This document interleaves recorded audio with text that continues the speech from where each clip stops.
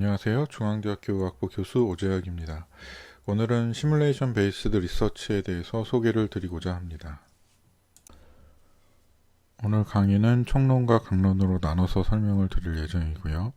총론에는 시뮬레이션 연구의 정의와 장단점, 보고 지침과 사용되는 장비 및 소프트웨어에 대해 소개를 드리고, 강론으로는 시뮬레이션 연구에 맞춰서 연구 가설을 수립하는 방법, 연구 디자인을 선택하는 방법, 연구 대상자 숫자의 계산, 무작위 할당, 자료 수집, 통계 분석 방법과 마지막으로 조언을 드리도록 하겠습니다. 출근하다가 하늘이 너무 맑아서 한번 병원 앞에서 사진을 찍어봤습니다. 의료 영역에 있어서 시뮬레이션 베이스 리서치는 위와 같이 시뮬레이션 인 헬스케어라는 JCR 저널에 소개가 된 바 있습니다. 읽어보시면 Tool, device, and/or environment mimics an aspect of clinical care to improve healthcare provider performance, healthcare processes, and ultimately patient outcome. 결국은 임상 환경과 유사한 어떤 실험 조건을 통해서 어떤 의료의 그 전달 체계, 전달되는 방법, 과정, 또 종국적으로는 환자의 아웃컴을 향상시키기 위한 그런 연구가 모두 포함된다고 이해하시면 되겠고요.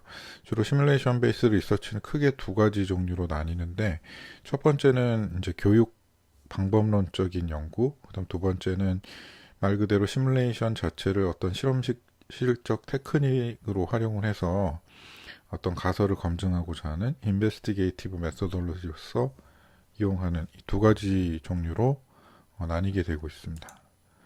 그래서 제가 주로 오늘 설명드릴 내용은 두 번째인 Research Using Simulation as an Investigative Methodology, 즉 실험실적 방법의 일환으로 시뮬레이션 베이스 리서치를 활용하는 연구를 이제 제가 많이 해왔기 때문에 이 부분에 중점을 둬서 소개를 드리겠습니다. 시뮬레이션 연구를 많이 하다 보니 시뮬레이션 연구가 일종의 실험실 연구가 아닐까 하는 게 이제 제 생각입니다. 그래서 레버러토리 리서치를 크게 세 가지로 나누자면 애니멀 스터디, 셀 스터디, 시뮬레이션 베이스 리서치, 이렇게 세 가지 정도로 나눠서 설명을 드릴 수 있겠고, 애니멀 스터디는 주로 피지올로직한 그런 데이터들을 측정하는 연구입니다. 왼쪽 아래 서큘레이션지에 2001년에 출판된 돼지를 이용한 실험 결과를 보시면 이게 굉장히 유명한 연구죠.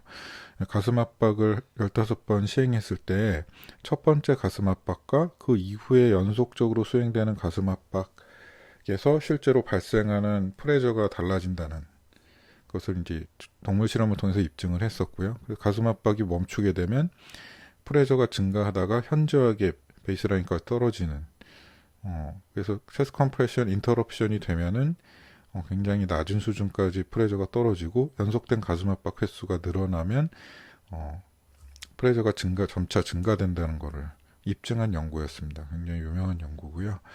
다들 한 번씩 보셨을 거라고 생각합니다. 이게 대표적인 이제 애니멀 스터디고요. 지금도 이런 연구는 많이 수행되고 있습니다.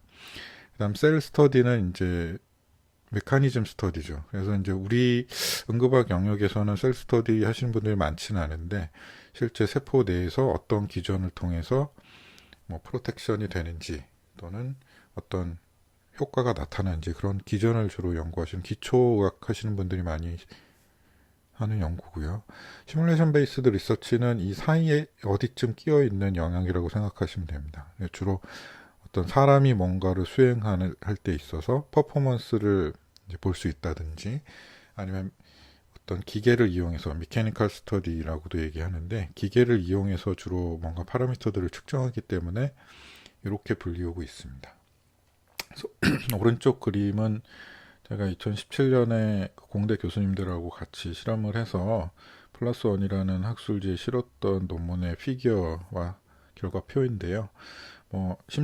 가상 심정지 환경을 마네킹으로 구현을 하고, 마네킹의 가슴과 등에 레이더를 측정할 수 있는, 전파를 측정할 수 있는 장비를 부착을 해서 가슴 압박 깊이를 정확하게 측정할 수 있는지 실험을 했었습니다.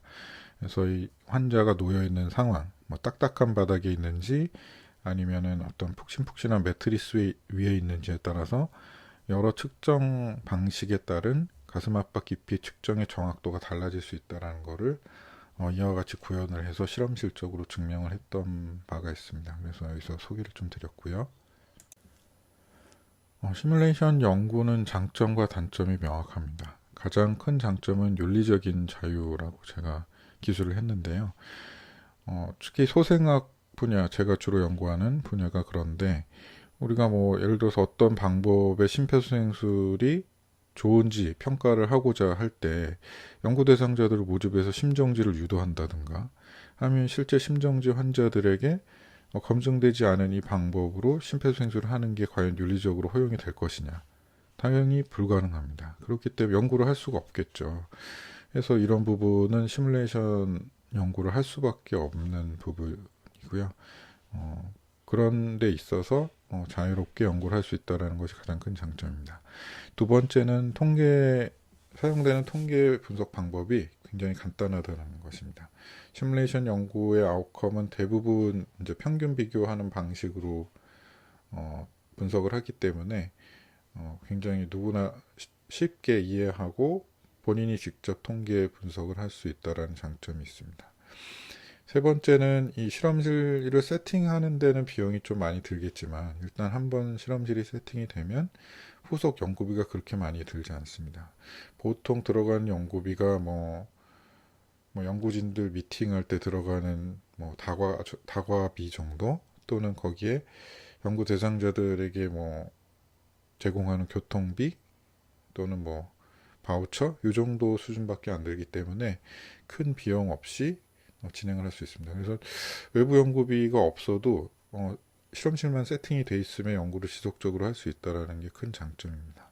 뭐 그래서 그런지 모르겠지만 외부 연구비를 안 줍니다, 잘. 그래서 그게 또 단점 중에 하나로 들어가고요. 근데 이제 가장 큰 단점은 결국 뭐냐면 이 시뮬레이션 연구 논문을 작성할 때 리미테이션 첫 번째로 무조건 들어가는 건데요. 이게 실험 결과이다 보니까 임상 결과로 바로 이어질 수 있다고 얘기를 못 한다는 거죠. 예를 들어서 내가 A라는 심폐소생술 방법과 B라는 심폐소생술 방법을 비교하는 시뮬레이션 연구를 했다. 거기서 A라는 방법이 좋게 나왔다 하더라도 그 A라는 방법을 실제 심정지 환자한테 했을 때 아웃컴이 좋게 나올 것이냐 모른다는 거죠. 그게 제일 큰 단점입니다. 두 번째 단점은 대리 결과 지표를 활용할 수밖에 없다라는 겁니다. 서로게이트 아웃컴이라고 하는데요. 우리가 이제 보통 뭐 가이드라인 같은 거 리뷰를 할 때 피코 퀘스천을 만드는데 거기서 제일 아웃컴으로 나오는 명확한 것이 뭐 치료 결과 효과겠죠. 치료 성적. 그리고 그러면 카디악 어레스트를 예로 들면은 환자의 생존율이 아웃컴이 될 텐데요. 뭐 이 시뮬레이션 연구는 어떤 식으로 조작을 해도 서바이벌을 볼 수가 없죠. 만약 어떤 미케니컬 시스템 자체 또는 실험실 세팅 자체를 생존율을 볼 수 있는 방식으로 가상으로 설정을 할 수는 있습니다. 그러니까 오른쪽 위에 제가 2015년에 AJM에 실었던 논문의 표인데요. 이게 시뮬레이션 베이스 리서치인데 서바이벌이 이렇게 나왔었거든요. 그래서 이거를 그냥 언뜻 보면은 뭐야 이런 결과가 어떻게 나오지? 라고 이제 생각할 수도 있는데 이거는 트릭입니다. 약간의. 어떻게 한 거냐면 어떤 특정 조건을 이제 심폐소생술을 했을 때 특정 조건을 만족시키면 환자가 서바이벌 할 것으로 가정을 하고 그 조건을 만족하지 못하면 이제 서바이벌 하지 못할 것으로 아예 실험실적으로 가정을 한 겁니다. 그래서 그렇게 하면 이제 서바이벌이 나오니까 하이 퀄리티 CPR이 된 그룹은 서바이벌 한 걸로 나오고 그렇지 못한 경우는 이제 모탈리티로 나오니까 이런 그래프가 그려졌던 거죠. 이거 딱 한 번 써봤습니다, 제가. 한 번 정도는 써볼 수 있을 것 같아요, 이런 식으로도. 근데 이거 계속 이런 식으로 해서 보내면 리뷰어들이 이게 무슨 뭐 말장난도 아니고 어떻게 이런 거를 가정할 수 있냐, 이렇게 이의 제기를 할 가능성이 높겠죠. 딱 한 번 이런 식으로 분석을 해봤는데 여하튼 이 아웃컴이 환자의 생존율 이런 게 아니라 뭐 예를 들어서 컴프레션 뎁스가 향상되느냐, CPR의 퀄리티가 향상되느냐, 뭐 핸드 오프 타임이 줄어드냐, 뭐 이런 식으로밖에 대리 결과를 놓을 수밖에 없으니까 상대적으로 이게 인정을 받는 게 떨어집니다. 그리고 직접적으로 이게 임상 결과에 영향을 미친다고 인정받기 어렵다는 첫 번째 단점과도 결국 연관이 되죠. 세 번째 단점은 이게 실험실 세팅이긴 하지만 결국은 어떤 퍼포먼스를 보려면 여러 명의 이제 연구 대상자들을 모집을 해서 퍼포먼스를 시켜봐야 되거든요. 그러다 보니까 사람을 결국 모집해서 하는 연구가 되는 거예요. 그 사람한테 뭔가 약을 먹이거나 뭔가 시술을 하거나 그런 건 아니지만 연구 대상자들이 모집이 돼서 실제 이 실험에 참여를 하기 때문에 인간 대상 연구가 되는 거고, 따라서 당연히 전향적 인간 대상 연구가 되기 때문에 동의서 다 받고 그런 부분들이 이제 IRB 승인을 받는다든가 연구를 진행하는 데 있어서 제약으로 다가올 수 있습니다. 그럼 네 번째는 자료 수집하는 데 있어서 이게 실험을 직접 매번 진행을 해야 되니까 굉장히 힘든 일이 되겠죠. 시간과 노력이 필요하다는 거죠. 예를 들어서 어떤 결과 값을 얻기 위해서 예를 들어서 60여 명 정도의 연구 대상자를 모집해서 실험을 해야 된다. 그러면 그냥 6개월에서 1년은 기본으로 걸린다. 시간이 그만큼 시간과 노력이 투여가 돼야 된다는, 그게 이제 단점으로 느껴질 수 있습니다. 그 다음 다섯 번째는 연구비가 거의 들지 않는 연구, 처음에 세팅만 되면. 그렇다 보니까 연구비 수주가 어렵습니다. 연구비를 잘 안 줘요. 이런 거 이제 시뮬레이션 연구로 연구 계획서를 아무리 써서 여기저기 연구비를 좀 따보기 위해서 내봐도 단 한 번도 연구비를 준 적이 없습니다. 참 그게 좀 저로서는 실망스러운 결과이기도 하고, 지금 현재 이제 이런 심사를 하는 사람들의 생각이기도 한데, 저는 시뮬레이션 베이스 리서치가 어떤 미케니즘을 연구하는 셀 스터디나 애니멀 스터디와 크게 차이가 없다고 생각을 하지만, 실제 그 평가하는 사람들한테는 이거는 자기가 해본 분야가 아니기 때문에 별거 아닌 것으로 치부가 되는 그런 경향이 있는 것 같습니다. 좀 안타까운 현실인데, 이런 연구를 내놔도 이런 연구에 대해서 가치를 인정해주지 않는 거죠. 자기가 하지 않는다는 이유만으로. 심지어는 과거에 이런 연구를 했던 사람들도 지금은 다른 임상 연구를 하면서 이런 연구를 가치를 폄훼하는 그런 분들도 있습니다. 외국의 대가들도 그런 사람들도 있는데, 그런 부분들 좀 안타깝게 생각을 하고 개선돼야 되는 부분이라고 생각합니다. 그다음 이제 학술지도 마찬가지입니다. 이게 예전에는 그런 높은 학술지들에도 시뮬레이션 베이스드 리서치들이 결과 많이 실렸었습니다. 특히 지금부터 20년 전 정도만 하더라도 인텐시브 케어 메디신이나 크리티컬 케어 메디신, 리서스테이션지는 다양하고요. 리서스테이션지에는 아직도 종종 실는 경우가 있는데, 그런 유력한 높은 하이 임팩트 팩터 저널에도 시뮬레이션 베이스 리서치들이 퍼블리시가 됐었습니다. 근데 지금은 거의 불가능하죠. 안 실어줍니다. 리서스테이션지 같은 경우도 보내면은 대부분 이제 리젝을 때리거나 다른 학술지로 돌리라고 하고, 또 이제 시뮬레이션 연구를 주로 이제 출판하기 위해서 만들어진 저널이 있어요. 시뮬레이션 인 헬스케어라고. 이 저널이 시뮬레이션 베이스 리서치를 실어주는 저널인데, 심지어 이 저널에서도 어떤 인베스티게이션의 메소돌로지로서 시행된 시뮬레이션 베이스 리서치는 잘 안 실어줍니다. 이 저널은 결국 시뮬레이션을 어떤 교육학적 틀에서 교육 방법을 개선시키는 그런 부분에 관심이 많은 저널이에요. 그래서 이 저널에 이제 개입을 하고 있는 분들도 대부분 그런 이제 시뮬레이션을 기반으로 한 교육학 이런 것에 관심 있는 분들이 대부분이고요. 심지어 이 저널이 그렇게 높은 저널도 아니에요. 그 헬스케어 사이언스 앤 서비스 카테고리에서 109개 저널 중에 68위, 그러니까 상위 50%에도 못 들어가는 Q3 저널인데, 그런데도 불구하고 잘 안 실어져요. 그러다 보니까 이제 시뮬레이션 베이스 리서치를 어디다 과연 퍼블리시를 해야 되냐, 이 연구를 하는 사람들은 고민이 참 많을 수밖에 없습니다. 그래서 참 여러 저널들을 잘 고려를 해서 선정을 해야 됩니다. 시뮬레이션 베이스드 리서치도 연구 보고 지침이 발표가 되었었습니다. 2016년에 시뮬레이션 인 헬스케어지에 발표가 되었고요.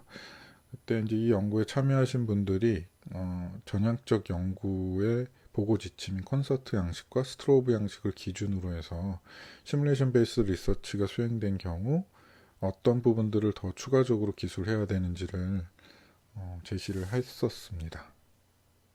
우리가 이제 임상 연구를 보고를 할 때 여러 가지 것들 어떤 부분들을 이제 놓치지 말고 잘 기술을 해야 된다. 그래서 보고 지침이 나와 있죠. 대표적인 이제 보고 지침 두 가지가 콘서트 양식과 스트로브 양식인데요. 콘서트는 Consolidated Standard of Reporting Trial의 약자로 이제 RCT 연구를 보고를 할 때 이 양식에 따라서 기술을 해라 라고 제시된 가이드라인이고요. 그다음 스트로브 양식은 Strengthening the Reporting of Observational Study in Epidemiology 약자인데 주로 이제 Prospective Observational Study를 시행할 때 이 양식에 따라서 리포트를 하라라고 제시가 된 대표적인 이제 두 가지 가이드라인입니다.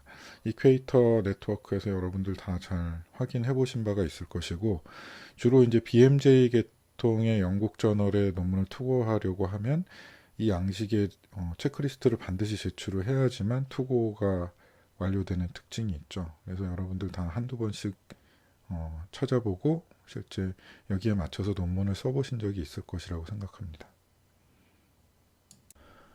이제 시뮬레이션 베이스드 리서치 익스텐전은 뭐 그렇게 논문 내용을 읽어보시면 그렇게 어렵진 않아요.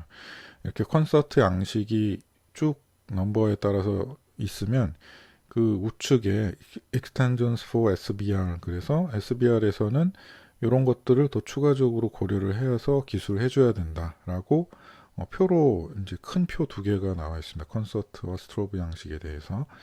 이 논문은 가이드라인 리포팅에 대한 거기 때문에 프릴리하게 억세서블이 가능합니다. 그래서 여러분들 학교에서 구독하지 않더라도 이 시뮬레이션 인 헬스케어 저널을 누구나 다 인터넷에 접속해서 다운로드 받으셔서 실제 논문을 투고하실 때 참고하실 수 있습니다.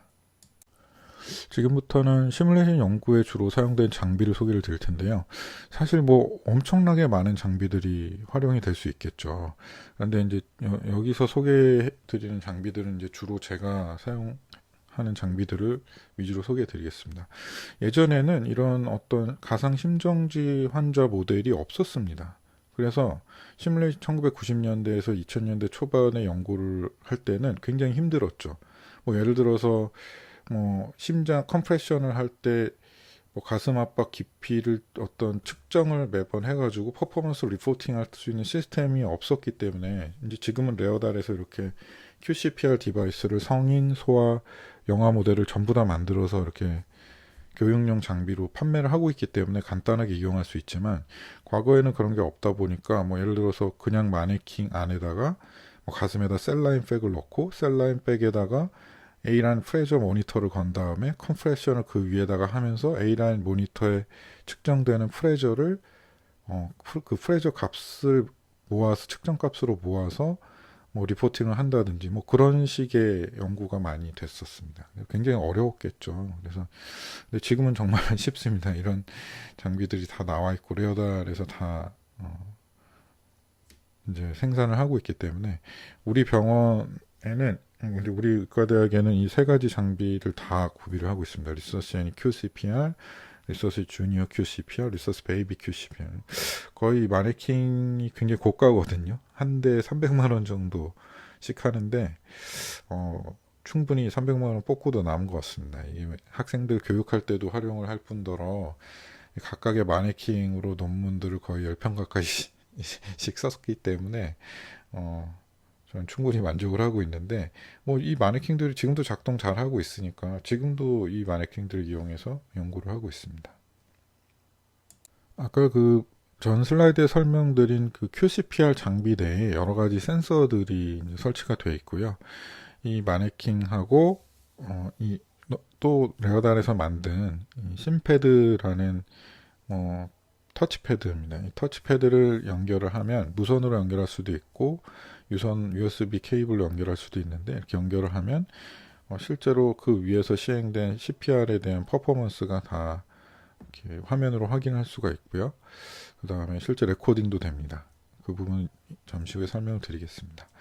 그리고 이 마네킹 장비 말고 실제 환자한테 사용할 수 있는 장비도 있는데요. 환자한테 사용하면서 측정할 수 있는 거죠. CPR의 어떤 데이터들을 대표적인 게 CPR 미터 2라는 장비인데 이 장비도 제가 연구비로 사서 한 대를 사용 중인데요. 이 장비는 이거를 이제 환자 가슴에다 올려놓고 컴프레션을 하게 되면 이제 컴프레션 뎁스나 프레저가 측정이 됩니다. 그래서 그 값을 뽑아가지고 분석을 할 수도 있어요, 나중에.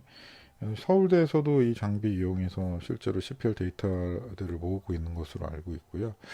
이게 이제 CPR 미터 2라고 돼 있잖아요. 원래는 이제 CPR 미터 1이라는 게 좀 초창기에 나왔던 모델입니다. 그래서 2000년대 중반에 나왔었고, 실제 저희 대학은 CPR 미터 1도 있고 2도 다 있는데, 1을 이용해서 많이 연구를 했었고, 2는 이제 1으로 연구를 잘 하다 보니까 도움이 되겠다. 그래서 샀는데 요거는 연구에는 별로 활용을 못했습니다. 왜냐하면 CPR 미터 1을 쓸 때는 어떤 QCPR 그런 장비가 아직 완전히 나오지 않았었어요. 그리고 조금 구버전이라서 이렇게 심패드 같은 것도 개발이 되기 전이기 때문에 어떤 디지털라이즈드 데이터를 우리가 획득할 수가 없었습니다. 그래서 뭐 거의 스킬 리포팅 되는 그런 프린터 페이퍼에서 숫자를 다 우리가 일일이 수기로 적어가지고 뭐 그 페이퍼들을 모아서 분석해서 논문을 냈던 기억이 아직도 나는데, 그에 반해서 CPR 미터 1은 이제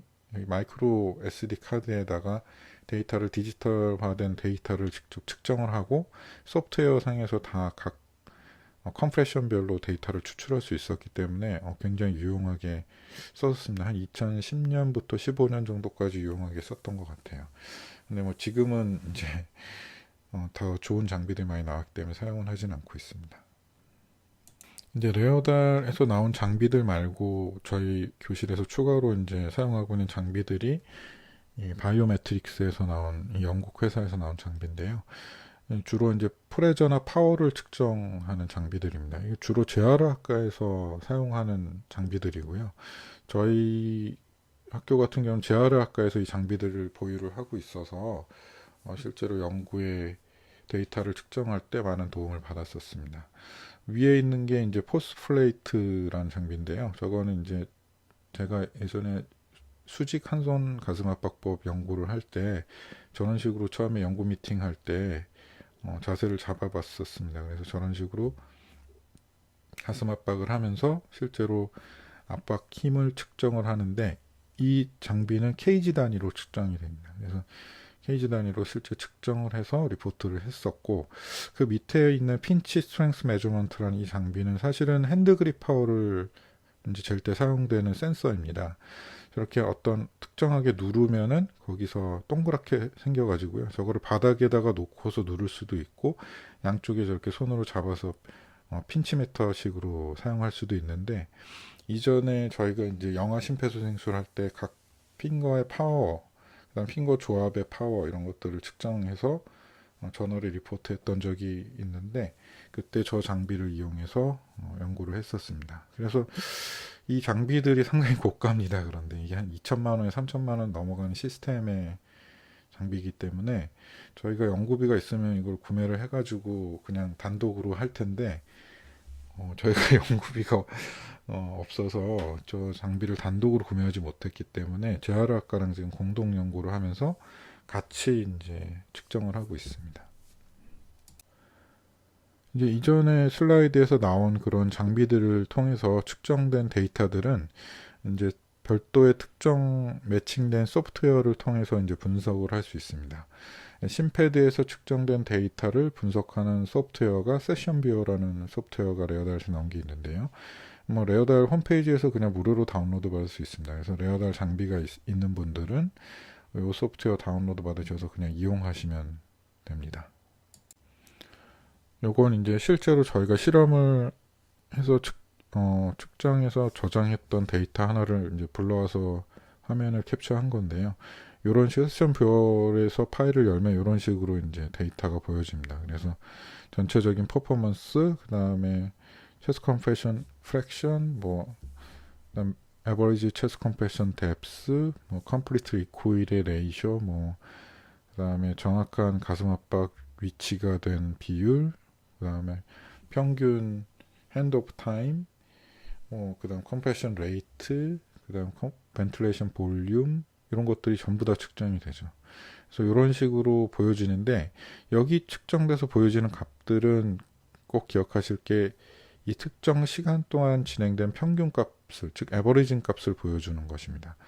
그러면은 각각의 컴프레션에 대한 데이터는 없냐? 그것도 이제 구할 수가 있습니다. 그 부분은 조금 이따 설명드리고요.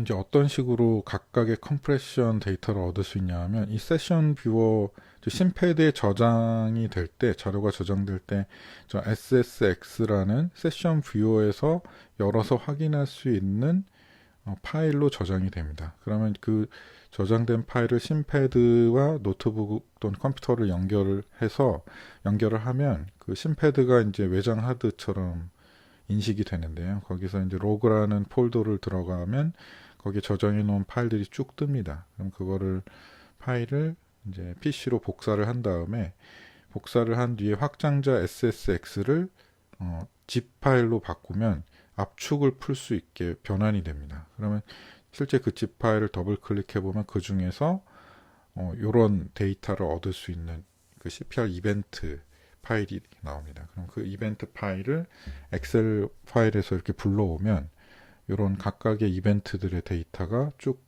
이제 확인이 가능합니다.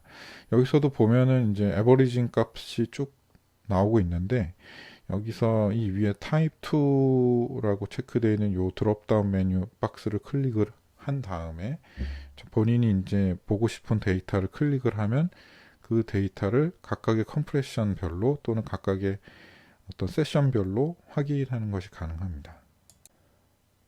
이제 요 화면이 제가 그 드롭다운 메뉴에서 컴프레션 뎁스를 난 보고 싶다. 그래서 그것만 클릭을 하고 나머지는 이제 해제를 하니까 이런 식으로 이제 나오는 거죠. 여기서 보면은 맨 왼쪽에서 두 번째 칸에 미리세컨드 표시가 돼 있고 오른쪽에서 두 번째 칸에 밸류 해서 밀리미터 단위로 체스 컴프레션 뎁스가 쭉 떠 있는데요. 이게 그러니까 이 제로 타임에서부터 컴프레션이 시작된 것으로 카운팅이 됐을 때 몇 미리세컨드가 지났을 때 두 번째, 세 번째, 네 번째, 다섯 번째 연속되는 컴프레션 이벤트가 있었는지를 보여주는 값이고 각각의 컴프레션의 뎁스가 어떻게 들어갔는지가 이렇게 저장이 되어 있는 거죠. 실제 이렇게 이런 각각의 세부 데이터들이 저장이 다 돼서 컬렉션 되어 있는데 그거를 이제 스킬 리포터나 아니면은 세션 뷰어에서 읽어드렸을 때는 에버리징 값으로만 보여진다는 거죠. 근데 사실 우리가 이제 교육을 하면서 평가할 때는 이런 개개 데이터를 볼 필요는 없기 때문에 그런 식으로 에버리징 값을 보고 판단하면 되겠지만 이렇게 각각의 개별 데이터를 제공해 준다는 거는 실험 측면에서도 즉 시뮬레이션 베이스 리서치의 어떤 툴로서도 이걸 사용할 수 있도록 레어달에서 방법을 만들어 준 거라고 생각이 됩니다. 이제 바이오메트릭스사 장비도 마찬가지로 분석용 소프트웨어가 따로 있는데요. 저는 이제 그게 E-Link Evaluation Exercise System이라는 이름으로 이제 패키지 형식으로 들어와 있습니다. 그래서 요거로 요거 이제 홈페이지에서 캡처한 화면인데요. 이런 식으로 각각의 값이 측정돼서 에버리지 값을 이렇게 보여주는 식으로 측정이 됩니다. 요건 이제 포스플레이트로 실제 저희 대학에서 연구할 때 측정한 값인데요. 요건 이제 실제 그 다음에 시티드 핸드 포암 아더를 측정한 건 아니고요. 포스플레이트를 가슴에다 올려놓고 5번 가슴을 압박했을 때 각각 측정되는 값들을 보여주는 거죠. 그래서 요거를 여러 가지 방식이 있습니다. 요거를 실제 저희 연구팀은 요걸 에버리징을 해가지고 값을 대입을 해서 그 결과 측정치로 해서 비교를 했었고요. 요 중에 피크 값을 보여줄 수도 있고, 에버리징 값을 보여줄 수도 있다고 생각됩니다. 그거는 어떤 방식을 선택하느냐에 따라서 달라질 수 있다고 생각합니다. 여러 가지 방식으로 활용할 수 있다는 얘기죠. 지금까지 총론을 말씀드렸고, 이제 지금부터는 시뮬레이션 연구의 강론에 대해서 말씀드리겠습니다.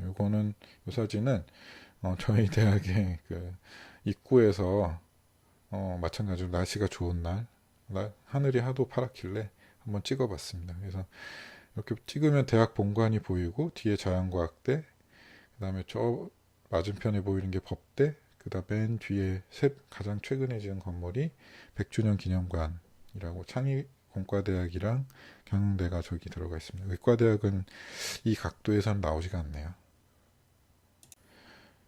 어떤 연구든지 이제 마찬가지겠지만 꼭 시뮬레이션 베이스드 연구가 아니더라도 적용되는 얘기긴 한데요. 그 좋은 연구를 하려면 일단 좋은 연구 가설을 세워야지 되겠죠. 예, 그 가설을 검증하는 것이 사실 연구니까요. 근데 시뮬레이션 베이스 리서치는 사실 연구하기가 굉장히 쉽습니다. 이건 이제 제 생각이긴 한데 왜 그러냐? 내가 어떤 뭐 창의적인 생각을 갑자기 막 하늘에서 떨어지듯이 할 수는 없잖아요. 그러면 결국은 어떤 기존의 연구 결과나 아니면 누군가 내놓은 연구 결과를 참조해서 내 새로운 거기에 뭐 지지하는 또는 그거를 반대하는 어떤 연구 가설을 세워야 될 텐데 어, 참 편리하게도 이 제가 연구하는 리서스테이션 분야는 매 5년마다 가이드라인이 나오고 있습니다. 가이드라인이 나올 때 세계적인 그 연구자들이 그동안 출판된 연구 결과들을 쭉 리뷰를 해서 어떤 토픽을 만든 다음 그 토픽에 대해서 지지할 만한 어떤 리커멘드 할 만한 내용이 있는지 없는지를 다 추려가지고 요약을 해서 5년마다 출판을 해주고 있죠.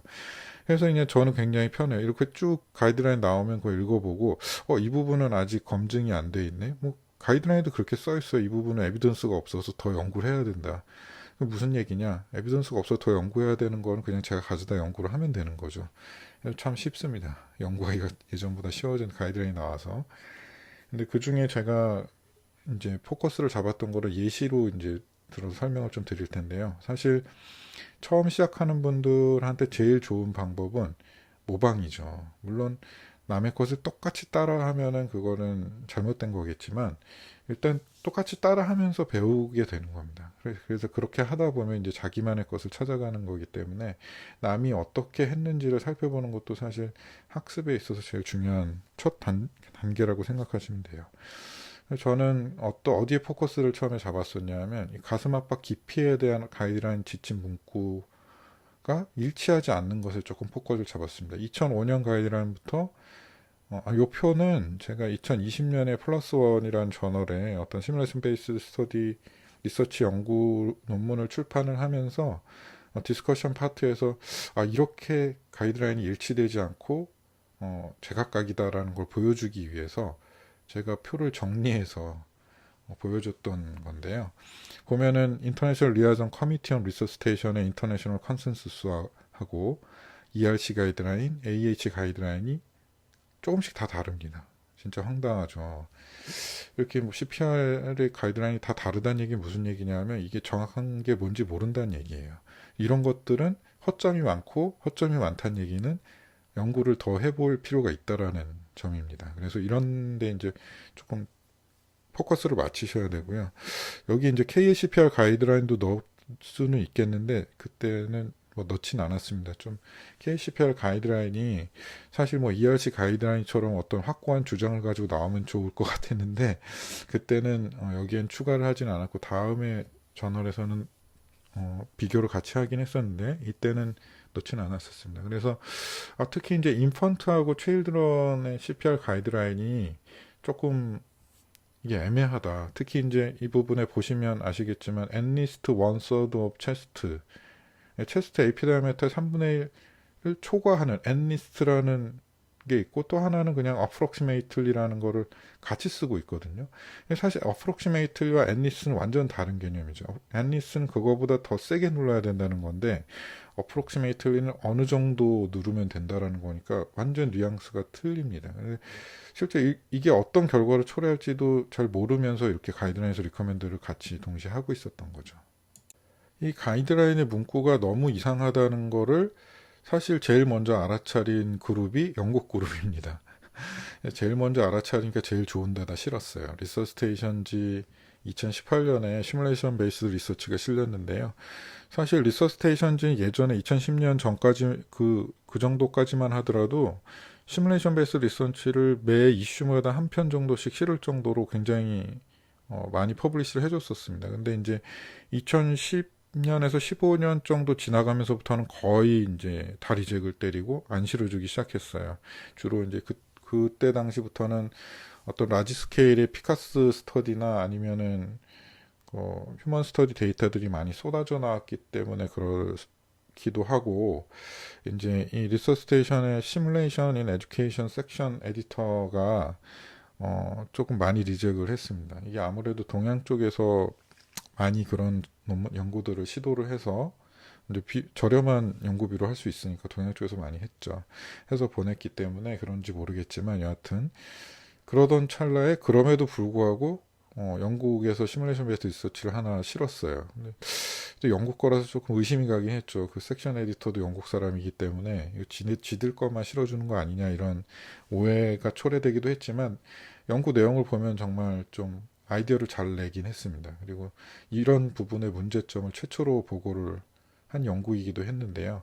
이 오른쪽에 표를 보시면 컴프레션 뎁스를 이제 보여주는 건데 밑에 X축에 보면 4에서 5, 4.5에서 5.5, 5에서 6 이렇게 돼 있죠. 이게 무슨 얘기냐면 이제 어덜트 모델로 CPR을 했는데 타겟 뎁스를 이렇게 주고 실제 연구 대상자들한테 눌러보라고 한 거예요. 그러니까 여기 위에 그래프에서는 점으로 되어 있는 박스, 이 점으로 되어 있는 박스가 이 연구 대상자들한테 이 점에 있는 박스 구간만큼 누르라고 제시를 한 거죠.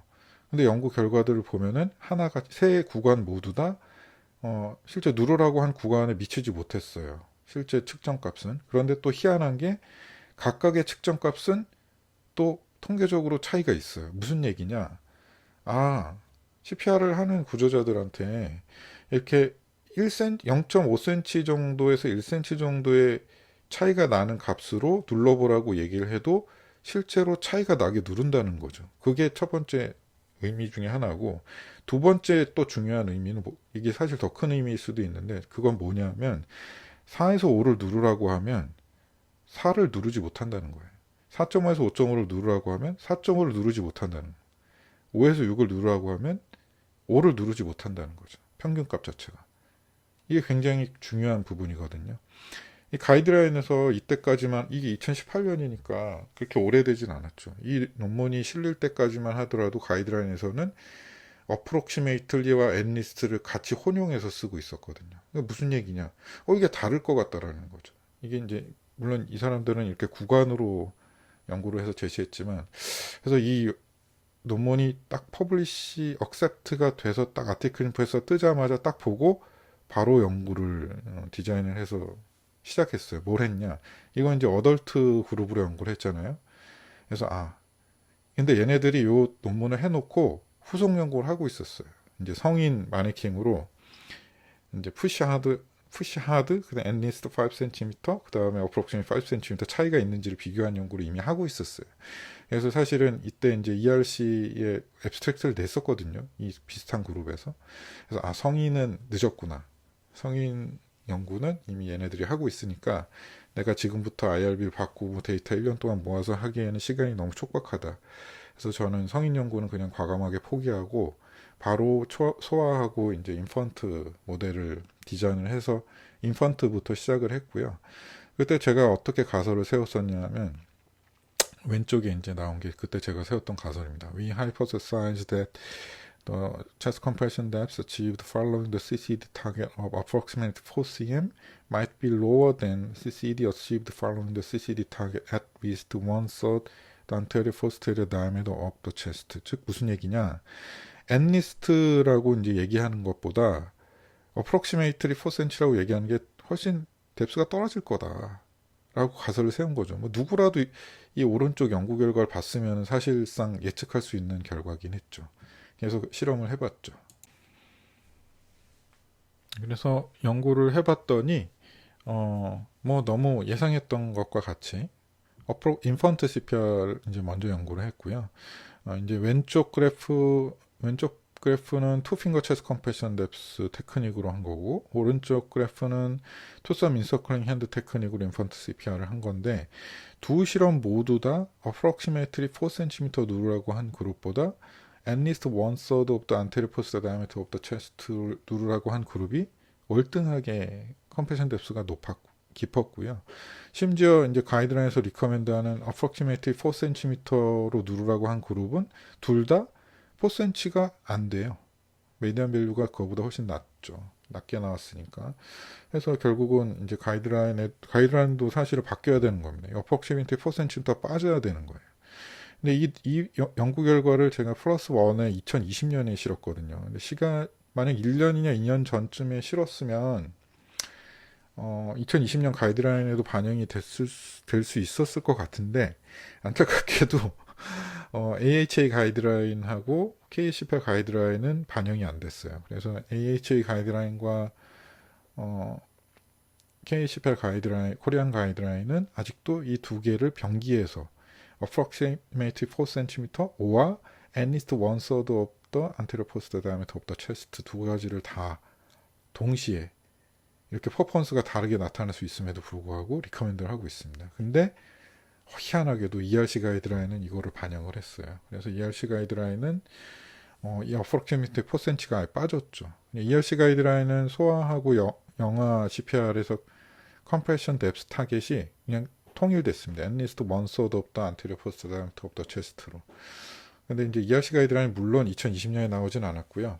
2021년에 나왔죠.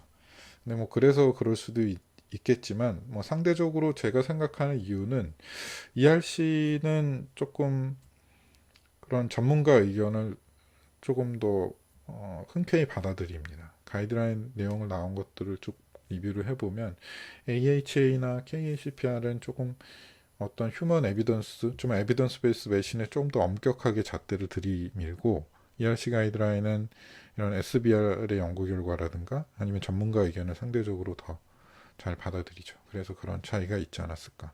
근데 2025년 가이드라인에는 이제 approximately 4cm 뭐 이런 말은 안 나오는 게 맞을 것 같은데 어떻게 될지 모르겠습니다. 지켜봐야 될 것 같고요. 자, 뭐 한탕만 하진 않았죠. 그때 이제 그 리포트가 나왔을 때 영아하고 소아는 싹쓸이로 다 해야겠다. 그래서 이제 후속 연구를 바로바로 진행했었는데 결과는 조금 늦게 나오긴 했어요. 인펀트를 먼저 정리를 한 다음에 이제 이게 동시에 여러 개 연구는 사실 하기가 어렵거든요. 왜냐하면 데이터를 계속 컬렉션을 해야 되는데 데이터 컬렉션에 참여할 수 있는 연구자들 숫자는 제한되다 보니까 막 동시에 여러 개 연구를 못 하는 거예요.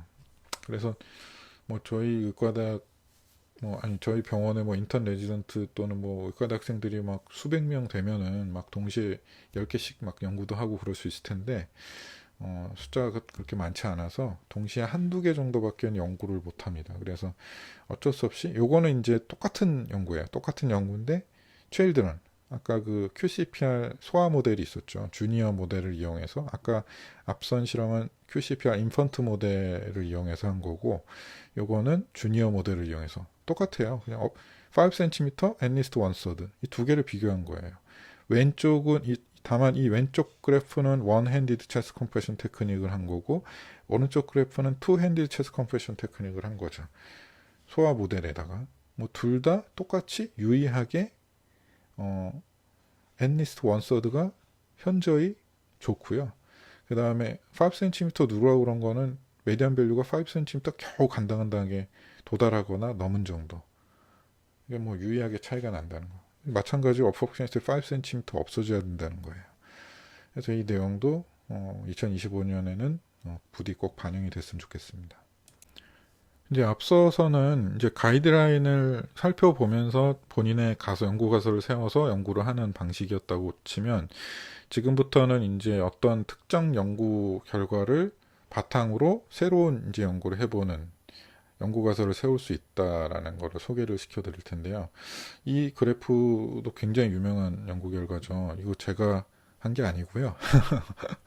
이 연구의 1저자 이름이 너무 특이해서 그 저자 이름 외웠는데 슈거맨이에요. 슈거맨. 그래서 이 닥터 슈거맨이 이 연구를 해서 리서스테이션지에 실었는데 이건 휴먼 데이터입니다. SBR이 아니고 실제 심정지 환자에서 컴프레션을 하면서 컴프레션 뎁스를 잰 다음에 그 뎁스를 30초 세그먼트로 나눠서 어떻게 변하는지를 본 거예요. 사실 N수도 많지 않고 30초 세그먼트 나눠서 그냥 쭉 비교한 거니까 N수도 많지 않고 휴먼 데이터고 아웃컴이랑 코릴레이션 되는 것도 아닌 결과임에도 불구하고 굉장히 의미 있는 센세이셔널한 당시엔 연구 결과였어요. 왜냐하면 컴프레션을 실제 시작하고 나서 이제 90초 이후 90초에서 120초 구간에 벌써 이미 현저하게 베이스라인에 비해서 컴프레션 뎁스가 떨어진다라는 거를 이제 휴먼 데이터로 처음으로 보여준 거거든요. 그렇다 보니까 이게 뒷받침이 돼서 가이드라인에서 아, 2분을 넘겨서 계속 CPR을 하면 안 되는구나. 롤 체인지를 해야 되겠구나라는 게 이제 거의 확실한 에비던스가 생긴 거죠. 이건 더군다나 휴먼 데이터니까. 그래서 이 연구 결과가 굉장히 파격적으로 사실 받아들여졌었고, 요건 이제 성인 심장정지 환자에게 이제 실제 CPR을 한 데이터였기 때문에 또 힌트를 얻었죠. 아, 근데 그 힌트 좀 나중에 얻었어요. 왜냐하면 제가 방황을 좀 했거든요, 중간에.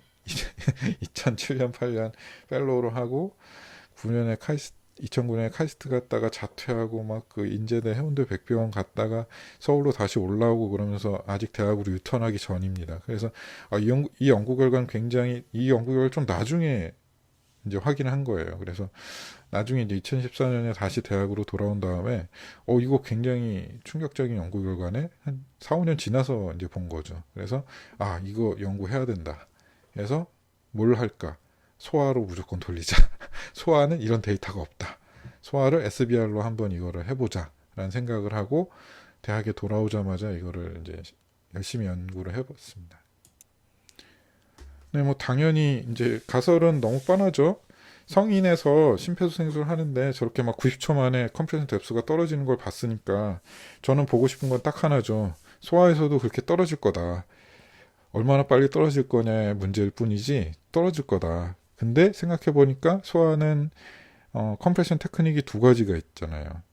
성인과 똑같이 투핸드 체스트 컴프레션을 할 수도 있고 소아는 원핸드 체스트 컴프레션 테크닉을 또 우선적으로 이제 또 리커멘드 하지 않습니까? 그래서 근데 과거의 연구 결과들을 쭉 찾아보니까 원핸드 체스트 컴프레션이 투핸드 체스트 컴프레션보다 훨씬 컴프레션 뎁스도 떨어지고 파워도 떨어져요.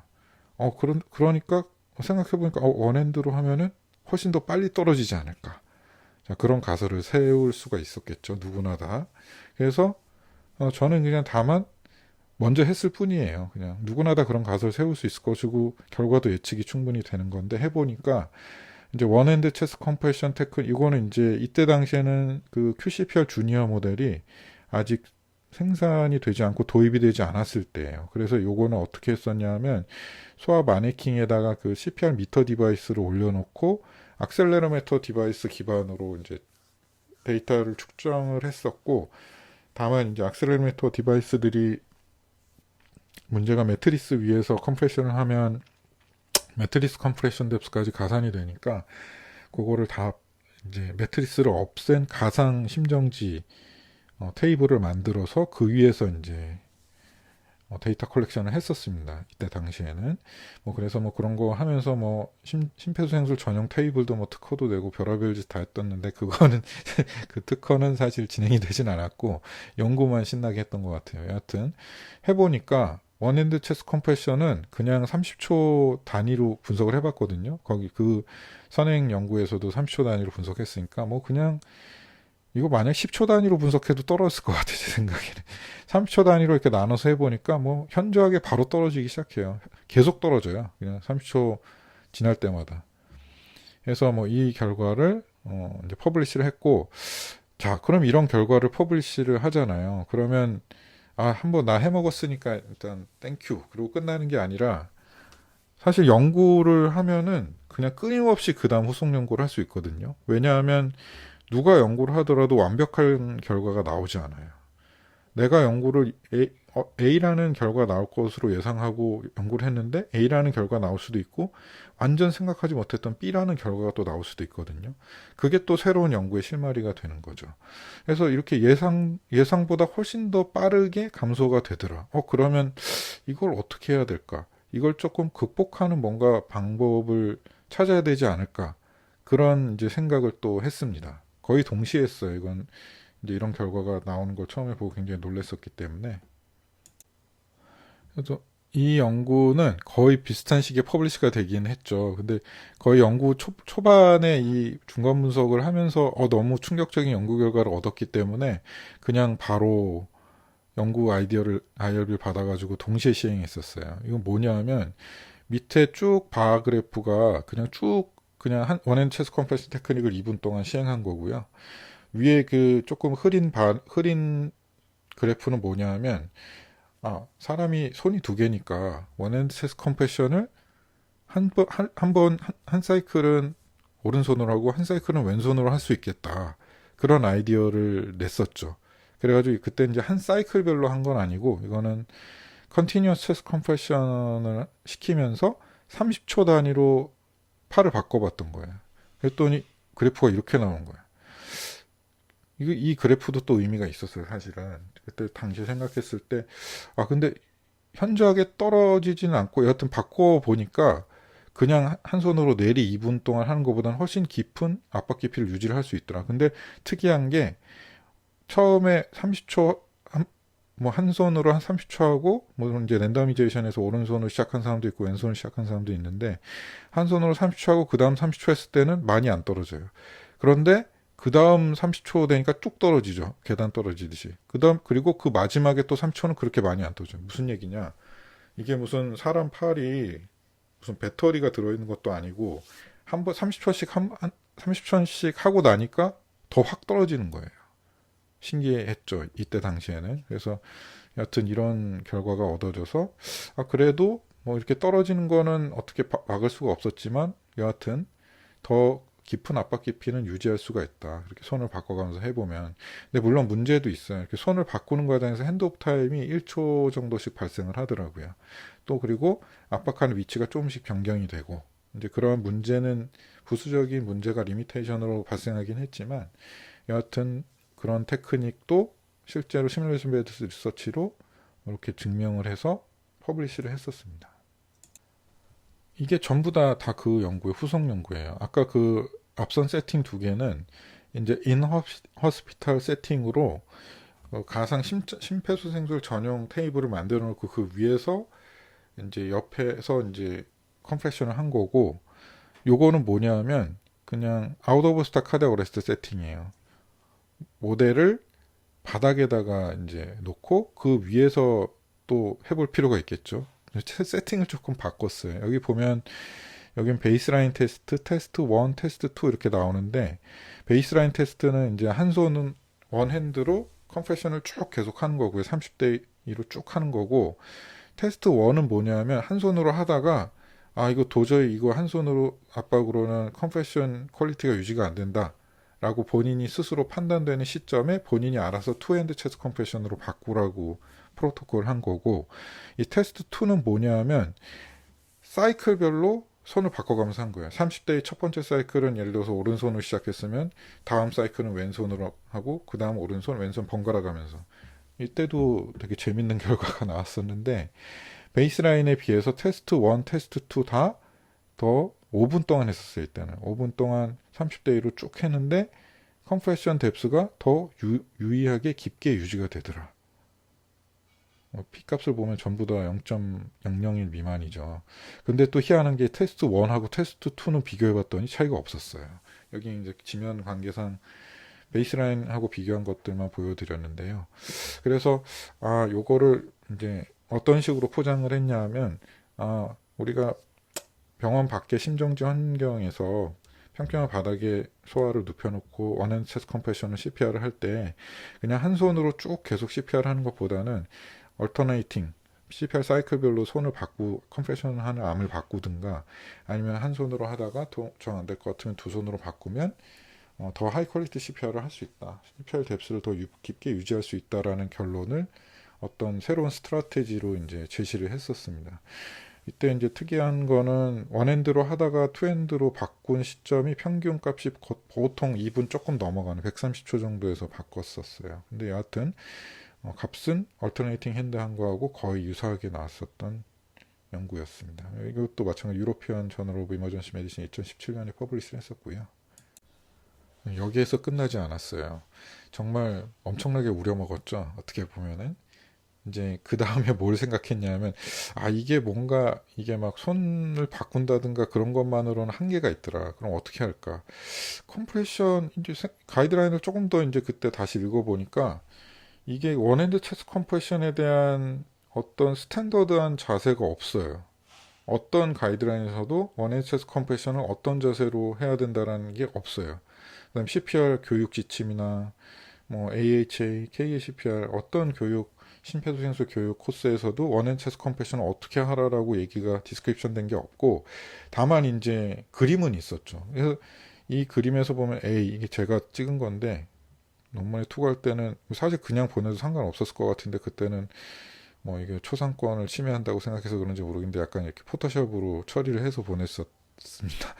여하튼 이 A라는 이런 약간 비스듬하게 투핸드 체스 컴프레션에서 팔만 하나 빼가지고 헤드 틸트를 시켜주는 이 자세의 그림이 ERC 가이드라인에 이제 삽입이 돼 있었었죠. 2015년 가이드라인에. 그래서 마치 이런 자세가 그 원핸드 체스 컴프레션의 스탠다드 자세인 것처럼 알려져 있었어요. 근데 물론 ERC 가이드라인에서조차 그림은 들어가 있지만 이런 자세가 어떤 식으로 자세를 취해야 되는지 디스크립션은 전혀 없었습니다. 그래서 우리는 좀 이렇게 하면 안 될 것 같다. 원핸드가 이렇게 떨어진 이유가 원핸드인 것도 있지만 이 자세 자체에 좀 문제가 있지 않은가 그렇게 이제 생각을 해서 좀 자세를 어떻게 바꿔보자고 여러 이제 논의를 거쳐서 이런 특이한 자세를 이제 만들어 이제 이름도 모디파이드 원핸드 체스 컴프레션 테크닉이라고 그냥 막 갖다 붙였는데 이렇게 수직 방향으로 압박을 하고 팔꿈치를 반대편 손으로 이렇게 묶는 이게 사실 학생들 저희 의과대 학생들이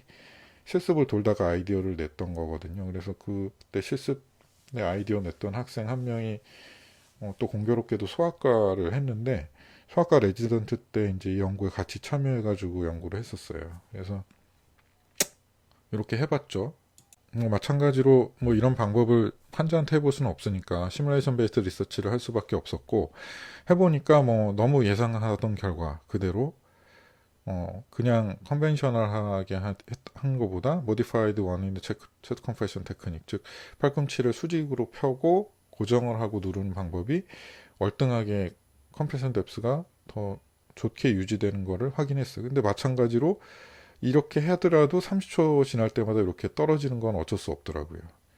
여하튼 요거는 또 특이하게 이때 또 그 리서치에이션 카운실 오브 아시아 제너럴 어셈블리가 태국에서 했었어요.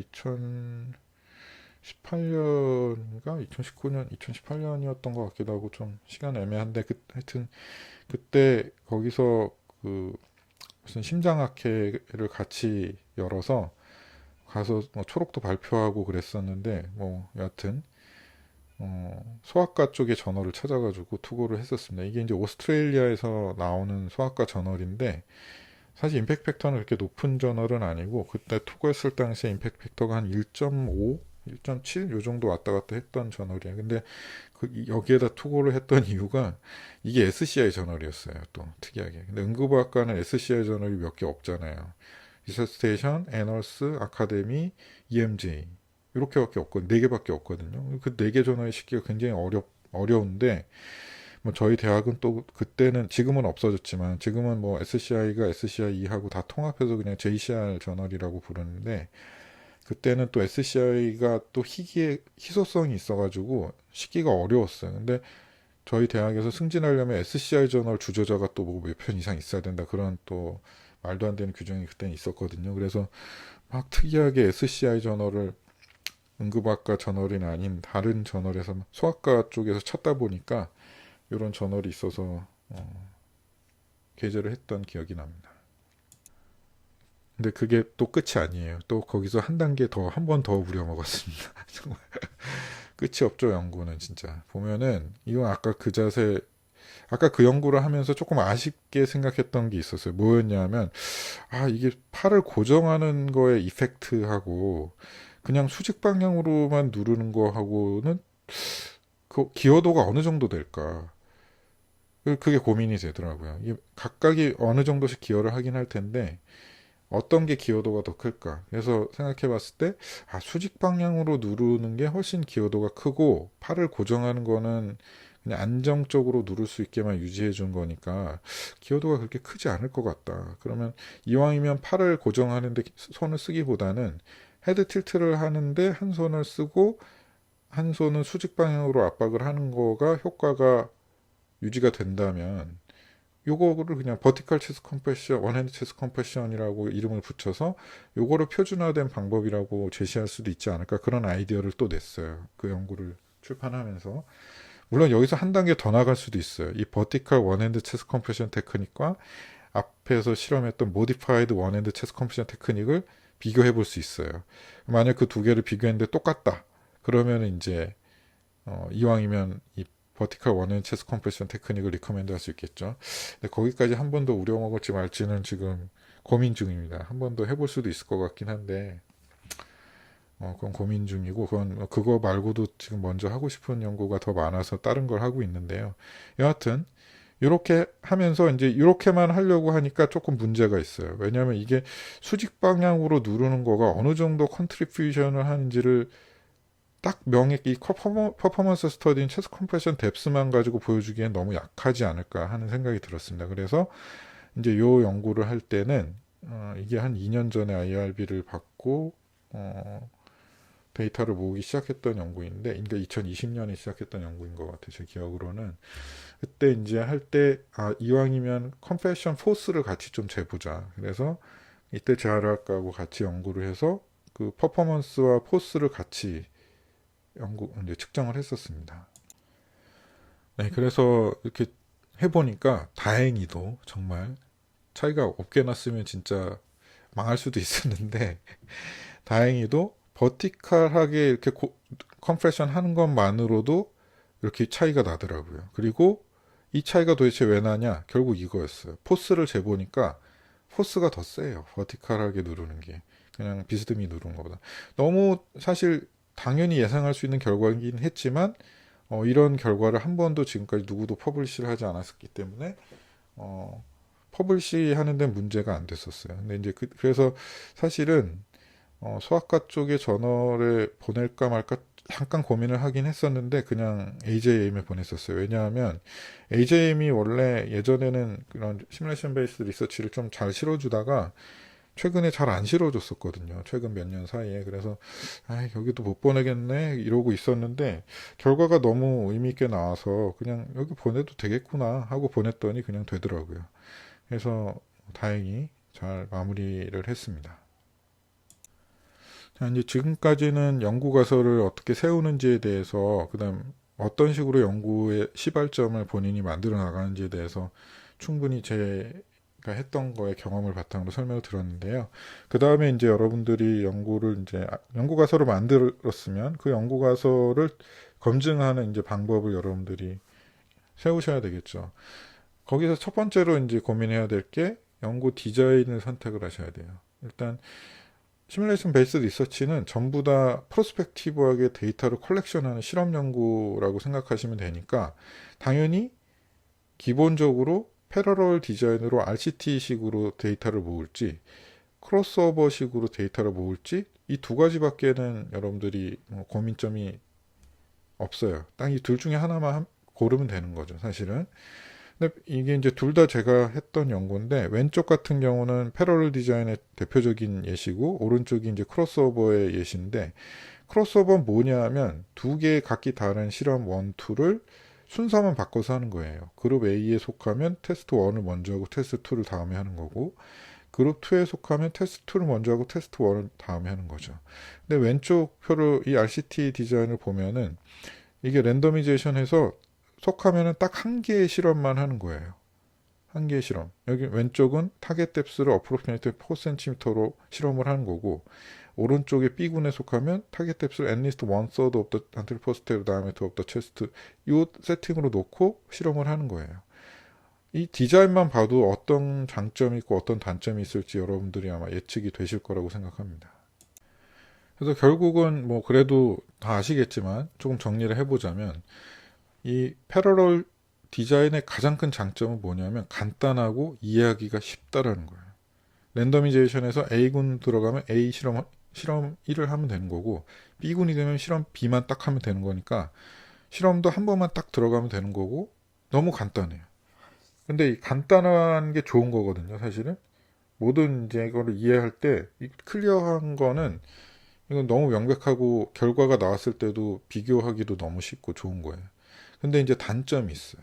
뭐가 단점이냐면 어떤 A라는 연구 대상자는 두 개 중에 하나만 하게 되니까 재수없게 예를 들어서 CPR에 대한 연구를 하는데 CPR을 잘하는 사람들이 A군에 많이 들어가면 A의 군에 들어가서 하게 되는 어떤 방법이 실제로 그렇게 뛰어난 방법이 아닌데도 불구하고 더 뛰어난 결과가 도출될 수가 있겠죠. 즉 집단별 차이 바이어스가 발생할 리스크가 굉장히 높아요. 그래서 사실은 패러럴 디자인을 할 때는 랜더미제이션을 굉장히 잘 해야 되거든요. 결국 더블 블라인드로 하고 뭐 여러 가지 뭐 스트래티파이드 랜더미제이션, 뭐 층화 무작위 할당도 하고 굉장히 여러 가지 방법을 쓰지만 여하튼간 이런 편향을 피할 수가 없습니다. 거의 예를 들어서 모수가 다 포함되지 않는 한은 편향은 생길 수밖에 없어요. 결국은. 그 다음에 이제 교차 설계도 장단점이 명확한데, 교차 설계의 가장 큰 장점은 뭐냐면 연구 대상자 숫자가 확 줄어들어요. 왜냐? 이게 이제 연구 대상자들, 이 두 번째 이유 때문이기도 한데, 연구 대상자들이 모두 다 A라는 실험과 B라는 실험을 순서만 달라질 뿐 둘 다 하거든요. 그러니까 이 사람이 A군, 예를 들어서 A군에 뭐 심폐소생술 잘하는 사람이 속하나 B군에 속하나 각 실험에 미치는 영향의 차이가 줄어드는 거죠. 그 연구 대상자들이. 이런 좋은 효과가 있기 때문에 검증하는 데 필요한 연구 대상자 숫자가 줄어드는 거예요. 근데 이제 문제가 또 있죠. 문제가 뭐냐면 잔류 효과예요.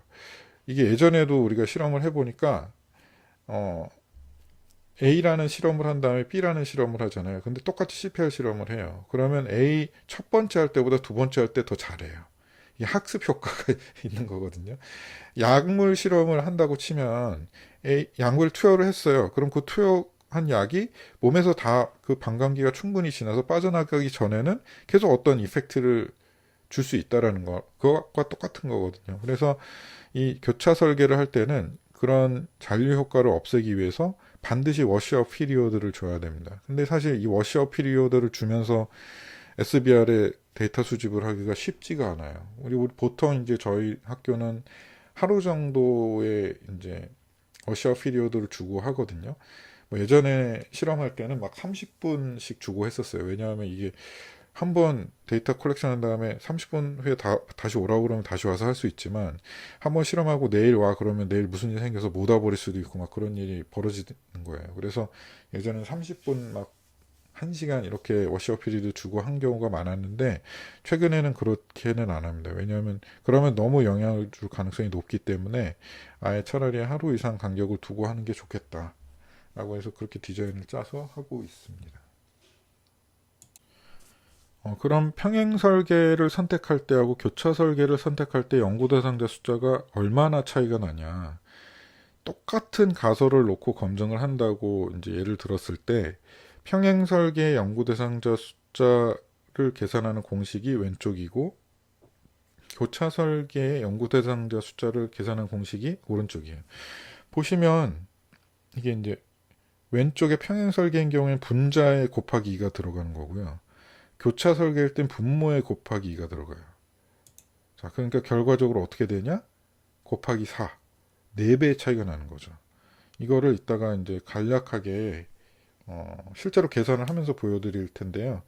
이 밑에 이제 이 웹 주소가 그 차이니스 유니버시티 오브 홍콩, 이런 홍콩 중문대 굉장히 유명한 대학이죠. 아시아에서 상위 클래스에 들어가는 대학인데, 이 차이니스 유니버시티 홍콩의 그 통계 연구소에서 연구 대상자 숫자를 계산하는 홈페이지를 무료로 열어놓고 누구든지 다 계산을 할 수 있도록 제공을 하고 있습니다. 그래서 저는 연구 대상자 숫자 계산할 때 그 홈페이지를 거의 항상 이용하고 있는데, 그거로 예시를 들어 설명드리겠습니다. 그래서 이제 그 홈페이지 들어가서 연구 대상자 숫자를 계산을 하려면 몇 가지 데이터가 필요해요. 그 데이터를 꼭 구해야지 이제 연구 대상자 숫자 계산이 가능한데, 우선 이 알파와 베타 값은 거의 대부분 정해져 있어요. 우리 이제 1종 오류의 probability 알파 값은 유의 수준 알파는 거의 0.05, 5%로 항상 잡죠. 모든 대부분의 연구에서. 물론 굉장히 옵세시브한 사람들은 이걸 뭐 1%, 0.01로 잡는 사람들도 있겠지만, 그러면 이제 연구 대상자 숫자가 엄청나게 증가되기 시작하기 때문에 대부분은 0.05로 잡고요. 2종 오류의 이 베타는 0.2로 잡아요. 이게 이 실험의 그 연구의 그 스태티스티컬 파워를 1-베타 값으로 잡거든요. 그러니까 보통 1-베타를 0.8, 즉 80%로 잡아요. 근데 이제 그거를 조금 더 높게 막 0.9로 잡고, 즉 베타 값을 0.1로 잡고 막 계산하는 사람들도 있어요. 그런 그룹도 있는데 뭐 그런 그룹은 뭐 여건도 많고 시간도 많고 돈도 많아서 그렇게 하는지 뭐 여하튼 좀 더 자기들은 정확한 연구를 하고 싶어서 그런지 모르겠지만 뭐 그렇게 하는 그룹도 있지만 보통 대부분의 연구는 알파는 0.05, 베타는 0.2로 이제 넣고 연구 대상자 숫자를 계산합니다. 그럼 이제 나머지 두 개는 뭐냐? 하나는 allowable difference고요. 하나는 population variance예요. 이 population variance는 사실 모집단의 분산값인데 이 모집단의 분산값은 모르죠, 우리가. 모집단의 분산값을 어떻게 알겠어요? 모집단이 다 포함된 연구 결과가 없는데. 그래서 대부분은 어떻게 하냐면 기존 연구 결과에 표준 편차에서 따와가지고 제곱을 해서 분산값을 입력을 합니다.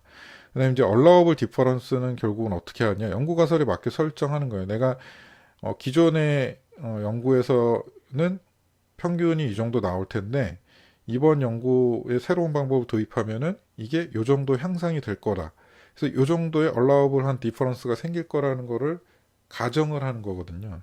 근데 사실 이거 뭐 임의로 그냥 잡아도 사실 할 말은 없어요. 예를 들어서 기존의 방법으로는 CPR 했을 때 컴프레션 뎁스가 막 50mm 정도 나왔는데 내가 이번에 하는 이 방법을 쓰면은 뭐 한 55mm 정도로 10% 정도 향상될 것 같다. 뭐 그러면 그냥 5mm를 allowable difference를 잡고 가는 거예요. 근데 다만 이때 잡는 allowable difference는 primary outcome variable의 allowable difference에 해당이 됩니다. 그래서 그걸 꼭 기억해 주셔야 되고 뭐 예를 들어서 설명드리면 이게 이제 제가 실제로 논문에서 연구 대상자 숫자를 계산할 때 대입했던 수치인데 이제 기존의 연구에서 average chest compression depth during without metronome feedback 소아 CPR 할 때 값이 이렇게 나왔었어요. 그래서 이게 이 밑에 저널에 출판된 값이었는데 52.7mm 플러스 마이너스 5.7mm가 나왔었거든요. 그럼 여기서 5.7을 이제 모집단의 표준 편차로 놓은 거예요. 가정을 한 거죠. 그래서 분산값은 5.7의 제곱 32.49가 되고요. 그 다음에 이제 새로 하는 연구에서는 요 에버리지 뎁스의 한 표준 편차의 50% 정도는 차이가 날 거다. 이 정도 차이가 나면 의미 있는 것으로 보겠다라고 이제 allowable difference를 2.85로 잡고 계산을 했었습니다. 그래서 그 앞에 이제 결정한 네 가지 값을 이제 홍콩 중문대에서 제공하는 그 웹페이지에 가서 샘플 사이즈를 이제 계산을 해보겠습니다. 그 홈페이지 주소를 딱 이렇게 치고 들어가면 이렇게 나와요. 그럼 보통 이 중에서 우리가 two sample parallel design 또는 two sample crossover design에서 선택을 하는데 우리는 대부분 이제 superiority trial을 하거든요. 내 가설이 더 좋을 거다라는 대조군에 비해서 더 좋을 거다 기존의 방법에 비해서 더 좋을 거다라는 가설을 놓고 이제 통계적으로 검증을 하게 되는데 그게 여기 맨 위에 있는 test for equality 이게 요거를 눌러서 이제 들어가서 계산하시면 되고요. 이게 기존의 방법에 비해서 열등하지 않을 것이다. 그건 이제 non-inferiority trial이에요. 이거는 이제 non-inferiority 그 마진을 설정해서 연구를 하는 거기 때문에 SBR에서는 대부분은 이 첫 번째 가설로 놓고 연구 대상자 숫자를 계산하시면 됩니다. 네, 그래서 첫 번째 우선 two crossover sample mean으로 해서 two-sided equality로 선택을 해서 들어가면 이런 창이 나와요. 그러면 여기에다가 아까 저희가 설정한 알파, 베타, allowable difference와 population variance를 넣고 calculate 버튼을 클릭해 봤더니 n이 16이 나왔어요. 이 n이 뭐냐면 crossover sample mean의 각 암으로 들어가는 연구 대상자 숫자가 최소 연구 대상자 숫자가 16명이라는 거예요. 그러면 보통 최소 연구 대상자가 이제 연구 결과 분석할 때 32명 이상이 돼야지 가설 검증이 가능하다는 뜻이거든요. 보통 이제 IRB에 서류를 낼 때는 이제 로스되는 사람들을 포함시켜 10%, 5%에서 10% 정도 잡고 이제 N수를 각 군당 몇 명 해서 요거 곱하기 2를 계산해서 제출을 하죠. 근데 이제 실제로 로스 결측되는 사람들이 없이 다 포함이 되면 사실은 32명 이상의 데이터만 32명 이상만 모집이 되면 가설 검증이 가능해집니다. 이제 그런데 똑같은 값을 넣었는데도 불구하고 two parallel sample means에서 two-sided equality hypothesis로 해서 들어가니까 N수가 어떻게 되냐? 거의 4배로 증가했어요. 63명이 필요한 거예요. 이게 군당 63명이거든요. 그러면 양쪽 군하면 126명 이상이 있어야 되는 거예요. 그럼 126명이면은 저희 병원에 1년 차부터 4년 차까지 레지던트를 전부 다 모아가지고 실험을 해야 되거든요. 거의 불가능하겠죠. 이런 연구 할 수가 없어요. 그래서 패러럴 디자인을 못 하는 겁니다. 그래서 어쩔 수 없이 크로스오버 디자인으로 이제 연구를 저는 많이 합니다. 사실 뭐 이제 크로스오버 디자인은 뭐 랜더미제이션을 안 해도 사실은 큰 문제는 없지만 그래도 이제 예의상 전향적 연구이기 때문에 랜더미제이션을 다 하고 있고 랜더미제이션을 저는 어떤 방식으로 하냐면 랜덤 넘버 시퀀스를 먼저 만든 다음에 그 시퀀스에다가 퍼뮤티드 블럭을 매칭을 해가지고 A군에 할당될지 B군에 할당될지를 결정하는 방법을 쓰고 있습니다. 그거를 이제 예전에 이제 어떤 저널에 퍼블리시된 내용을 바탕으로 해서 그 방식을 쓰기 시작했는데 SBR 할 때는 괜찮은 것 같아요. 그래서 저는 이 방법을 그냥 특별히 바꾸지 않고 한 15년 이상 쓰고 있습니다. 뭐 방법 설명드리는데 굉장히 간단하고요. 우선 랜덤 넘버 시퀀스를 이제 만드는 거는 뭐 여러 가지 방법이 있겠죠. 뭐 가장 간단하게 동전을 이렇게 계속 넘기는 것도 있고 뭐 난수표를 찾는 것도 있고 여러 가지가 있겠지만 제일 쉬운 게 있어요. 그냥 인터넷 들어가서 치면 돼요. random.org라는 웹이 있습니다. 이 웹이 15년 전에도 있었고 지금도 계속 있어요. 그래서 계속 이 웹을 쓰고 있고요. 저는 여기 들어가서 smallest value, largest value를 지정해 준 다음에 get sequence 버튼을 누르면 그냥 쭉 바로 생성이 됩니다. 네, 그래서 이제 이거는 이제 1, 6을 넣고 get sequence 버튼을 누르니까 이렇게 쭉 나온 거예요. 바로 그냥 1부터 6까지를 무작위로 이렇게 순서가 쭉 나오는 거죠. 그럼 여기에다가 각각의 이제 퍼뮤티드 블럭을 매칭을 하면 쭉 랜덤 넘버 시퀀스가 그냥 한 번에 생성이 돼요. 퍼뮤티드 블럭이 도대체 뭐냐? 뭐 대부분 아시겠지만 모르시는 분을 위해서 조금 소개를 드리겠습니다. 네, 이제 퍼뮤티드 블럭은 이제 메디컬 저널 오스트레일리아일 거예요. 이 굉장히 유명한 SCI 저널인데 여기서 2002년에 통계 관련된 이제 논문이 퍼블리시가 됐었고요. 여기 보면은 랜덤 넘버 시퀀스 생성된 데다가 이렇게 미리 정해놓은 A군 또는 B군의 그 첫 이제 대문자로 만들 수 있는 조합을 쭉 6개를 이렇게 만들었거든요. AABB, ABAB, ABBA, BBAA, BABA, BAAB. 그럼 여기를 1, 2, 3, 4, 5, 6 이렇게 숫자를 정해놓은 거예요. 그럼 요거를 랜덤 넘버 시퀀스에 그냥 갖다 대는 거예요. 그러면 이렇게 매칭해서 오른쪽에 쭉 나오면은 얘는 지금 1부터 6까지를 순서대로 한 게 아니라 1, 4, 8, 6, 5 뭐 이런 식으로 해놨는데 팔은 건너뛰고 막 이렇게 뭐 1에서 10 해갖고 막 했나 봐요. 근데 요렇게 꼭 하지 않고 그냥 1에서 6까지를 해서 제너레이션에서 매칭해도 상관없습니다. 이렇게 해서 리스트를 쭉 만들면 이 리스트의 처음부터 끝까지를 다 한 번씩 하게 되면은 A군이랑 B군의 숫자가 딱 맞아떨어져요. 물론 다를 수도 있어요. 예를 들어서 이게 총 N수가 6명만 된다. 그러면 여기서 요 랜더미제이션 리스트에 6번까지만 하면 A군에 2명이고 B군에 4명이 할당되잖아요.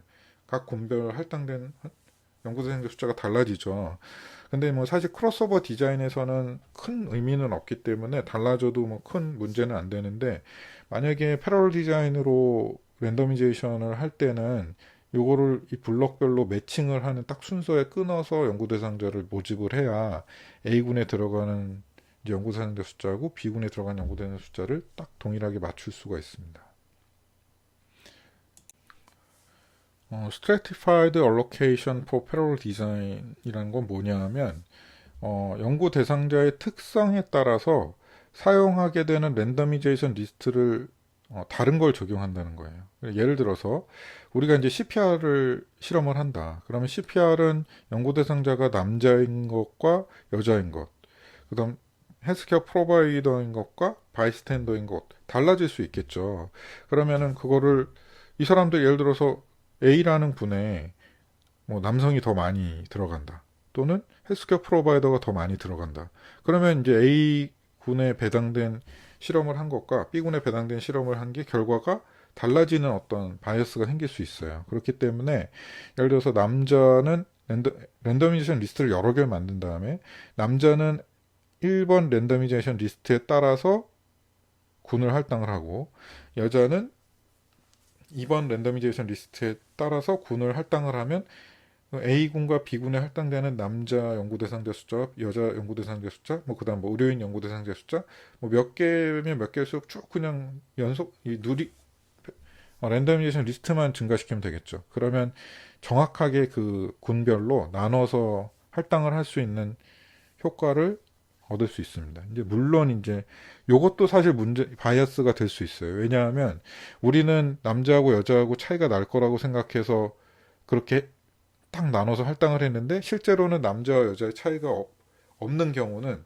또 다른 어떤 오류가 초래돼서 바이어스가 생길 수도 있는 거거든요. 그렇게 인위적으로 똑같이 맞추는 것 자체가. 그래서 이제 사실 뭐 완벽한 연구는 될 수는 없어요. 그래서 뭐 여하튼 요 정도 뭐 시뮬레이션 베이스 리서치는 뭐 그렇게 복잡하게 하지는 않기 때문에 저 같은 경우는 주로 이제 CPR의 컴프레션 관련된 연구를 많이 하니까 남자와 여자 정도는 맞춰주고 있습니다. 그래서 랜더미제이션 리스트를 2개 정도 만들어서 남자와 여자를 따로 할당을 하고 있어요. 그래서 요거는 가장 최근에 이제 퍼블리시한 논문의 그 본문에 랜더미제이션 메소드를 제가 기술한 부분들을 잘라서 이렇게 보여드리는데요. 이런 식으로 이제 대부분 논문에 기술을 하게 됩니다. 연구 계획서에도 기술을 하겠지만 이런 식으로 해서 뭐 6퍼미티드 블럭을 랜덤 넘버 시퀀스에 매칭을 했고 2개의 랜더미제이션 리스트를 만들어서 스트래티파이드 랜더미제이션을 했다라는 거를 이렇게 보여주고 대부분 이제 논문에는 이 랜더미제이션 리스트는 몇 년 몇 월 며칠에 생성을 했는지까지도 이렇게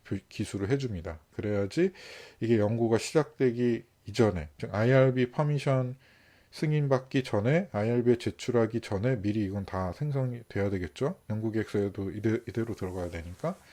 그래서 이 날짜랑 IRB 승인 날짜랑 데이터 컬렉션이 첫 번째 데이터 컬렉션이 된 날짜와 마지막 데이터 컬렉션 된 날짜 사실은 원래 다 기술해져요. 그래서 그 순서가 막 뒤죽박죽이 돼 있으면 그건 이상한 연구인 거죠. 그런 건 기본적으로 알고 계실 거라고 생각합니다. 그 다음 말씀드릴 부분은 이제 자료 수집에 관한 겁니다. 시뮬레이션 연구는 일종의 실험이라고 앞에서 말씀을 드렸죠. 그래서 표준화된 실험 절차를 따라야 돼요. 이게 실험 데이터 컬렉션 하는데 컬렉션 할 때마다 막 다 조건이 다르다. 그럼 당연히 그런 실험으로는 내가 원하는 가설을 검증하는 게 어려워지겠죠. 문제가 이제 컨파운더가 막 늘어나고 막 뒤죽박죽이 되는 거예요. 그래서 이전에 이제 연구할 때 아웃 오브 호스피탈 저희 연구 그룹에서는 이렇게 아웃 오브 호스피탈 카디아크 어레스트 CPR 할 때는 이런 식으로 바닥에 눕혀놓고 세팅을 할 때 옆에서 레스큐어가 무릎을 꿇은 자세로 컴프레션 하는 거를 스탠다드로 잡고 이제 인 호스피탈 카디아크 어레스트 세팅으로 실험을 할 때는 요런 식으로 하이트를 세팅을 했었어요. 그래서 이게 왜 이렇게 했냐 하면 그것도 다 이유가 사실 있었는데 제가 이제 2009년에 EMJ에 퍼블리시했던 연구 중에 이제 재밌는 연구가 하나 있었던 게 뭐냐 하면 이게 사람이 CPR 가이드라인을 보면 평평 딱딱한 바닥에 눕혀놓고 그 옆에서 무릎을 꿇은 자세로 CPR 하는 걸 기준으로 다 이제 기술이 돼 있는데 환자가 침대에 누워있는 병원 안에서의 환경에 대해서는 높이를 어떻게 맞춰야 된다는 얘기가 전혀 없더라고요. 그래서 근데 사람은 키는 다 다르고 침대 높이도 조금씩 다 다르고 그럼 환자 체스트 컴프레션을 하는 자세도 우리 스탠다드 포지션 즉 바닥에 환자를 딱딱한 바닥에 눕혀놓고 옆에서 무릎 꿇은 자세로 하는 것과 달라질 텐데 이렇게 하는 게 맞을까 의문이 좀 들었습니다. 그래서 어떤 실험을 했었냐면 무릎을 꿇은 자세에서 옆에서 하는 걸 스탠다드라고 본다면 무릎 정도 높이의 침대에 환자가 누워있을 때가 이때랑 가장 비슷한 자세가 나오겠구나라고 생각을 했어요. 그래서 무릎 높이의 침대, 즉 니 하이트 침대, 그럼 무릎 높이에서 10cm 아래, 20cm 아래, 10cm 위, 20cm 위로 5개의 레벨을 놓고 실험을 해봤어요. 그랬더니 재밌게도 물론 통계적 이게 N수가 많지 않아서 검증을 완벽하게 못했는데 니 하이트의 침대에서 제일 높고 니 하이트보다 20cm가 올라간 침대에서 했을 때 제일 뎁스가 떨어지는 결과가 나왔었어요. 근데 이제 물론 통계적으로 분석을 했을 때는 니 하이트 플러스 20cm가 제일 퀄리티가 유의하게 떨어지고 나머지는 통계적으로 차이는 없다라고 나오긴 했는데 굉장히 예전에 한 스터디고 이때 당시에는 막 리서치 애니가 컴프레션 뎁스를 이렇게 디지털로 측정할 수 있는 장비도 없던 시절이고 뭐 굉장히 힘들게 연구를 했었어요. 이 연구 결과를 그때 당시 이제 세브란스 병원에 있었던 조준호 교수님이 열심히 모아주셔가지고 분석을 했었는데 여하튼 뭐 이런 결과를 얻었던 적이 있습니다. 그래서 항상 그 다음으로 그 다음에 연구를 할 때도 컨셉이 이렇게 무릎 높이에 맞춰서 딱 표준화된 스탠다드된 세팅으로 CPR 실험을 해야 일관성 있는 데이터가 모아지겠구나라는 이제 생각을 하게 됐어요. 그래서 보통 70cm로 이제 심폐소생술을 시행하는 침대 높이를 고정을 해놓고 그 연구에 참여하는 사람들의 무릎 높이에서 이 평균 무릎 높이를 70cm에서 뺀 정도의 스텝 수트를 받치고 침대 옆에서 이렇게 CPR을 하는 세팅을 표준화된 병원 내 심정지 심폐소생술 상황의 실험 세팅으로 이제 맞춘 거죠. 그래서 이런 표준화 세팅을 이렇게 그림으로 그려가지고 예전에 시그나비타에 퍼블리시를 했었습니다. 이렇게 좀 저희는 재밌는 컨셉이라고 해서 연구를 했었는데 논문들을 다 이제 이때부터 안 실어주기 시작한 시뮬레이션 베이스 리서치를 안 실어주기 시작한 때가 딱 이때부터거든요. 2017년, 18년. 그래서 막 여러 군데서 리젝트 돼가지고 결국은 여기에 퍼블리시 했던 것 같아요. 이 그림 피규어 제가 그린 게 아니고요. 어디 일러스트레이션사에다가 맡겨가지고 그린 거예요. 한 20만 원 주고 맡겨서 그림을 그렸는데 참 시그나비타에 실어서 참 마음이 아팠었습니다. 이런 것들을 조금 더 자세하게 설명드리자면 이제 표준화된 자기만의 프로토콜을 만들어야 돼요. 결국은 실험을 정확하게 수행해야 가설을 검증하게 될 확률이 높아지기 때문에 실험 환경도 통일을 해야 돼요. 그 실험을 할 때 뭐 바닥에서 할지 아니면 뭐 침대에서 할지 또는 뭐 피드백을 받으면서 실험 데이터 컬렉션 할지 아닐지. 근데 우리는 피드백은 실험하면서는 CPR 퀄리티 퍼포먼스 스터디 할 때는 이 피드백 장비는 거의 안 씁니다. 왜냐하면 이것도 사실 제가 예전에 했던 연구 결과 때문인데 이게 이때는 운이 좋았죠. 제가 펠로우 때 했었던 첫 번째 오리지널 아티클인데 리서스테이션 이제 실렸었어요. 심지어 시뮬레이션 베이스 리서치였는데 그때 이제 워디어턴 가이던스 이게 말은 복잡하게 써놨지만 결국 메트로놈이에요. 메트로놈 틀어놓고 CPR을 할 때하고 메트로놈 틀어놓지 않고 CPR을 할 때 있어서 CPR 퀄리티의 차이가 있는지를 보는 연구를 제가 했었고요. 이때는 막 모델을 만들어서 했어요, 저희가. 물론 리서치 애니가 리어달에서 나온 제품이 있긴 했지만 세팅이 그게 사실 그냥 베이직 라이프 서포트 교육용 세팅으로 나와 있었거든요. 그래서 막 거기다가 인투베이션 튜브를 막 제작해서 껴가지고 인허스피탈 카디악 어레스트 세팅으로 만들어가지고 CPR을 했었는데 그때 이제 이 테스트 1은 베이스라인 스터디로 이제 피드백을 안 주면서 한 연구고요. 이 피드백을 안 주면서 CPR을 시켜본 거고 테스트 2는 이제 분당 100회 속도로 피드백을 주면서 소리 시그널을 주면서 CPR을 시켜본 거예요. 그랬더니 유의하게 뎁스가 떨어지는 거죠. 그 밑에 테스트 1과 테스트 2B는 뭐냐면 동일한 실험을 두 번 한 거예요. 그러니까 여기서는 오히려 컴프레션 뎁스가 증가됐어요. 이제 그때 해석을 할 때는 이게 이제 러닝 이펙트 이때는 워시업 피리어드 안 주고 바로 그냥 했기 때문에 이게 러닝 이펙트 때문에 오히려 증가되는 게 당연한 거다라고 이렇게 봤을 때 이 메트로놈 피드백을 줬던 2A 실험에서 컴프레션 뎁스가 오히려 저하됐던 게 유의하게 저하됐던 게 피드백의 어드버스 이펙트 때문이다라고 결론을 내렸었는데 사실은 처음에 의도했던 것과는 정반대의 결과였죠. 처음에 이제 제가 이 연구를 시작했을 때는 피드백을 주면 뎁스는 변화를 특별히 주지 않으면서 레이트는 정확하게 유도할 수 있을 거라고 생각해서 했는데 오히려 의외로 이런 희한한 결과를 얻어서 리서스테이션제 퍼블리시가 됐었습니다. 그래서 이제 이런 메트로놈 피드백을 주면 결국은 이제 핵심은 뭐냐면 컴프레션 퀄리티에 영향을 줄 수 있을 가능성이 있다라는 거고 100% 이렇게 재현이 될지 어쩔지는 몰라요. 근데 이런 유사한 연구가 2편 정도 더 퍼블리시가 됐었습니다. 그래서 이런 영향은 충분히 가능성이 있겠구나라는 게 제 생각이고 그래서 시뮬레이션 베이스드 스터디 할 때는 피드백은 주지 않고 연구를 하고 있고요.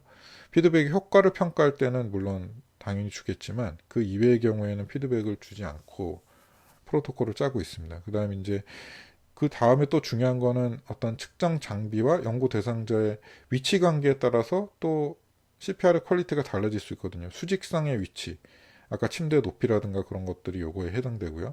수평상의 위치도 마찬가지예요. 환자가 마네킹이 오른쪽에서 하는 거하고 왼쪽에서 하는 게 투앤 체스트 컴프레션 할 때는 큰 차이가 없겠지만 물론 벤틸레이션에 영향을 줄 수는 있어요. 그런데 이제 이게 투핸드 체스트 컴프레션이 아닌 다른 원핸드 체스트 컴프레션 또는 뭐 투핑거나 투썸 인서클링 핸드 테크닉 이럴 때는 영향을 줄 가능성이 충분히 있어요. 그래서 그것도 표준화를 해야 되는 거예요. 실험 프로토콜을 처음에 짤 때 뭐 아무 쪽에서나 해라가 아니라 아예 무작위로 배정을 하든가 아니면은 그 사람의 뭐 오른손잡이 왼손잡이 이런 거를 반영을 해서 일관성 있게 누를 수 있도록 표준화된 프로토콜을 짜야 된다는 거죠. 그 다음에 이제 연구 대상자의 자세나 특성 이런 것도 이제 연구 대상자들에게 충분히 교육을 시키고 정해진 프로토콜에 맞게 실험을 진행을 해야 나중에 가설을 제대로 검증하게 될 가능성이 높아집니다. 장비도 마찬가지예요. 장비를 막 제각각 다른 걸 쓴다. 우리 리서치 애니 QCPR 보면은 안에 들어가는 스프링의 강도가 다 다르거든요. 근데 만약에 정말로 어떤 사람이 실수로 강도가 다른 마네킹으로 실험을 했다. 그러면은 완전 다른 데이터가 얻어질 수 있겠죠. 그리고 또 뭐 그 강도도 사용 정도라든가 빈도에 따라서 마네킹 종류에 따라서 달라질 수 있거든요, 충분히.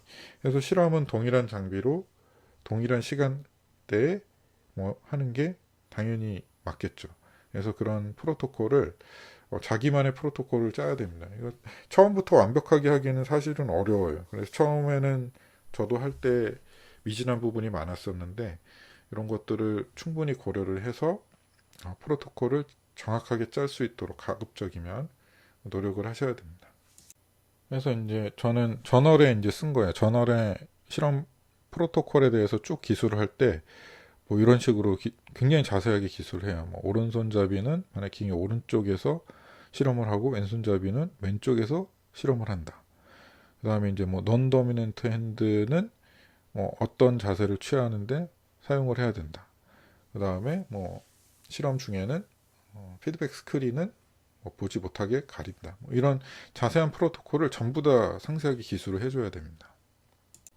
뭐 통계 분석 방법은 뭐 워낙에 그렇게 어렵지 않기 때문에 여러분들 그냥 통계학 책 기본적으로 찾아보시면 나오는 정도로 충분합니다. 그래서 뭐 이런 거 이제 논문 기술할 때 이런 것들 나눠서 기술을 해주기 때문에 뭐 연속 변수는 보통 평균 표준 편차로 기술하고 그다음에 정규 분포 따르지 않은 경우에는 이제 중앙값 사분위수 범위 뭐 표를 보여줄 때도 박스 앤 휘스커 플랫 뭐 이런 식의 그림으로 보여줘야 돼요. 이럴 때는 그다음 뭐 범주형 변수는 빈도 비율 이런 식으로 표현하고 뭐 다 아시는 내용일 거예요. 그다음 연구 대상자 특성은 이제 그룹별로 할당된 연구 대상자의 베이스라인 캐릭터리스틱스는 반드시 논문 나중에 퍼블리시 하실 때 보여주셔야 되거든요.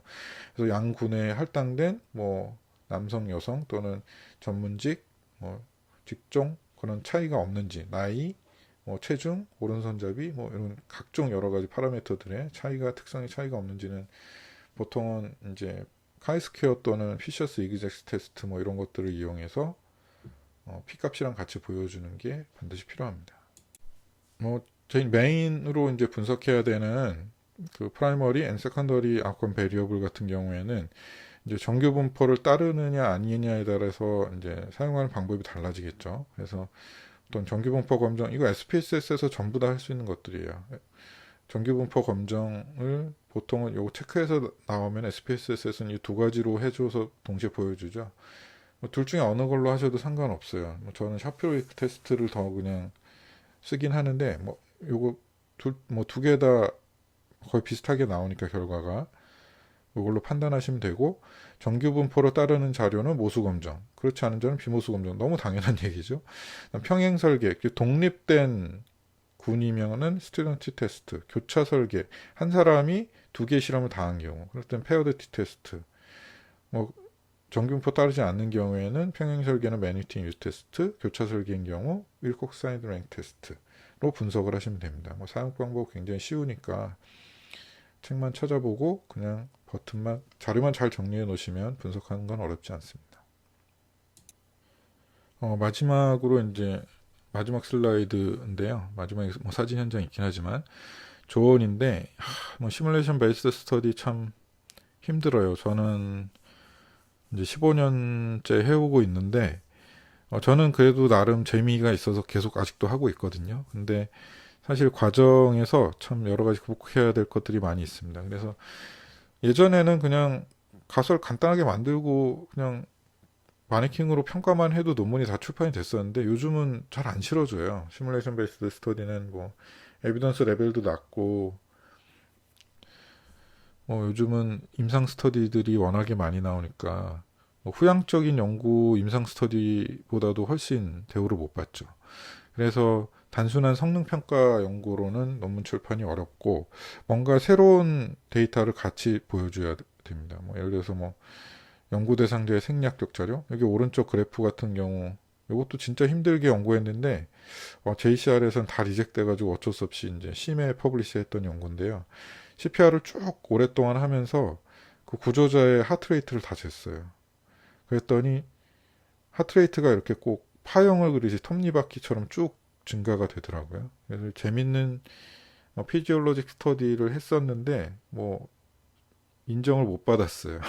퍼블리시를 결국 심에다 했는데, 그 결정적인 이유 중에 하나가 뭐였냐면 이 연구 대상자로 남자만 모집을 했거든요. 근데 왜 남자만 모집했냐? 우리가 어떤 남성, 여성 차별주의자여서 남성만 모집한 게 절대 아니고, 이 연구 대상자들의 하트레이트를 측정하려면 가슴에다가 그거를 센서를 붙여야 돼요. 근데 정확한 위치에다 붙여야 되니까 우리가 실험자들이 이제 가서 이렇게 붙여줘야 되는데, 여성 연구 대상자의 가슴에다 그걸 붙이기가 굉장히 부담스럽잖아요. 그래서 어쩔 수 없이 남자만 모집을 했었거든요.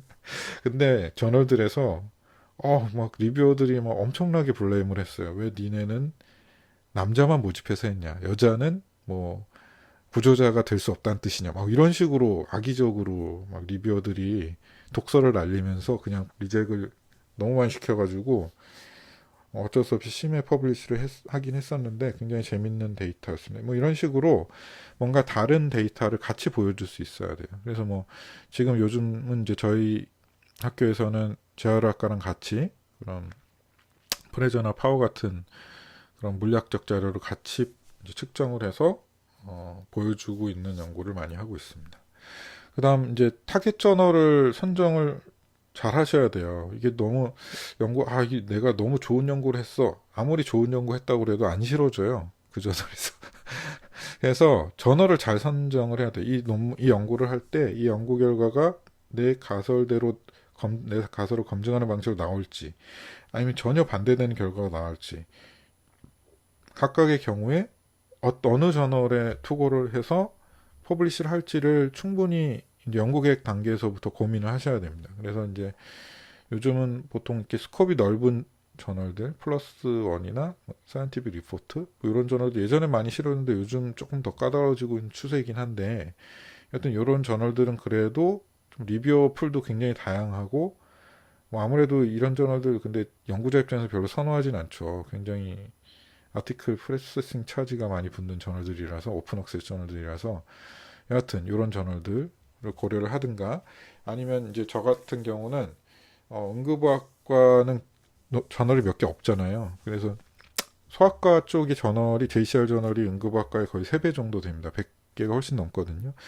그래서 저는 이제 특히 소아나 영아 쪽은 시뮬레이션 베이스 리서치를 해도 그거를 되게 새로운 어떤 소아과 쪽 저널에서는 새로운 어떤 테크닉으로 연구를 한 거라고 받아들여져요. 사람들이 마음이 좀 열린 것 같아요. 어떻게 보면.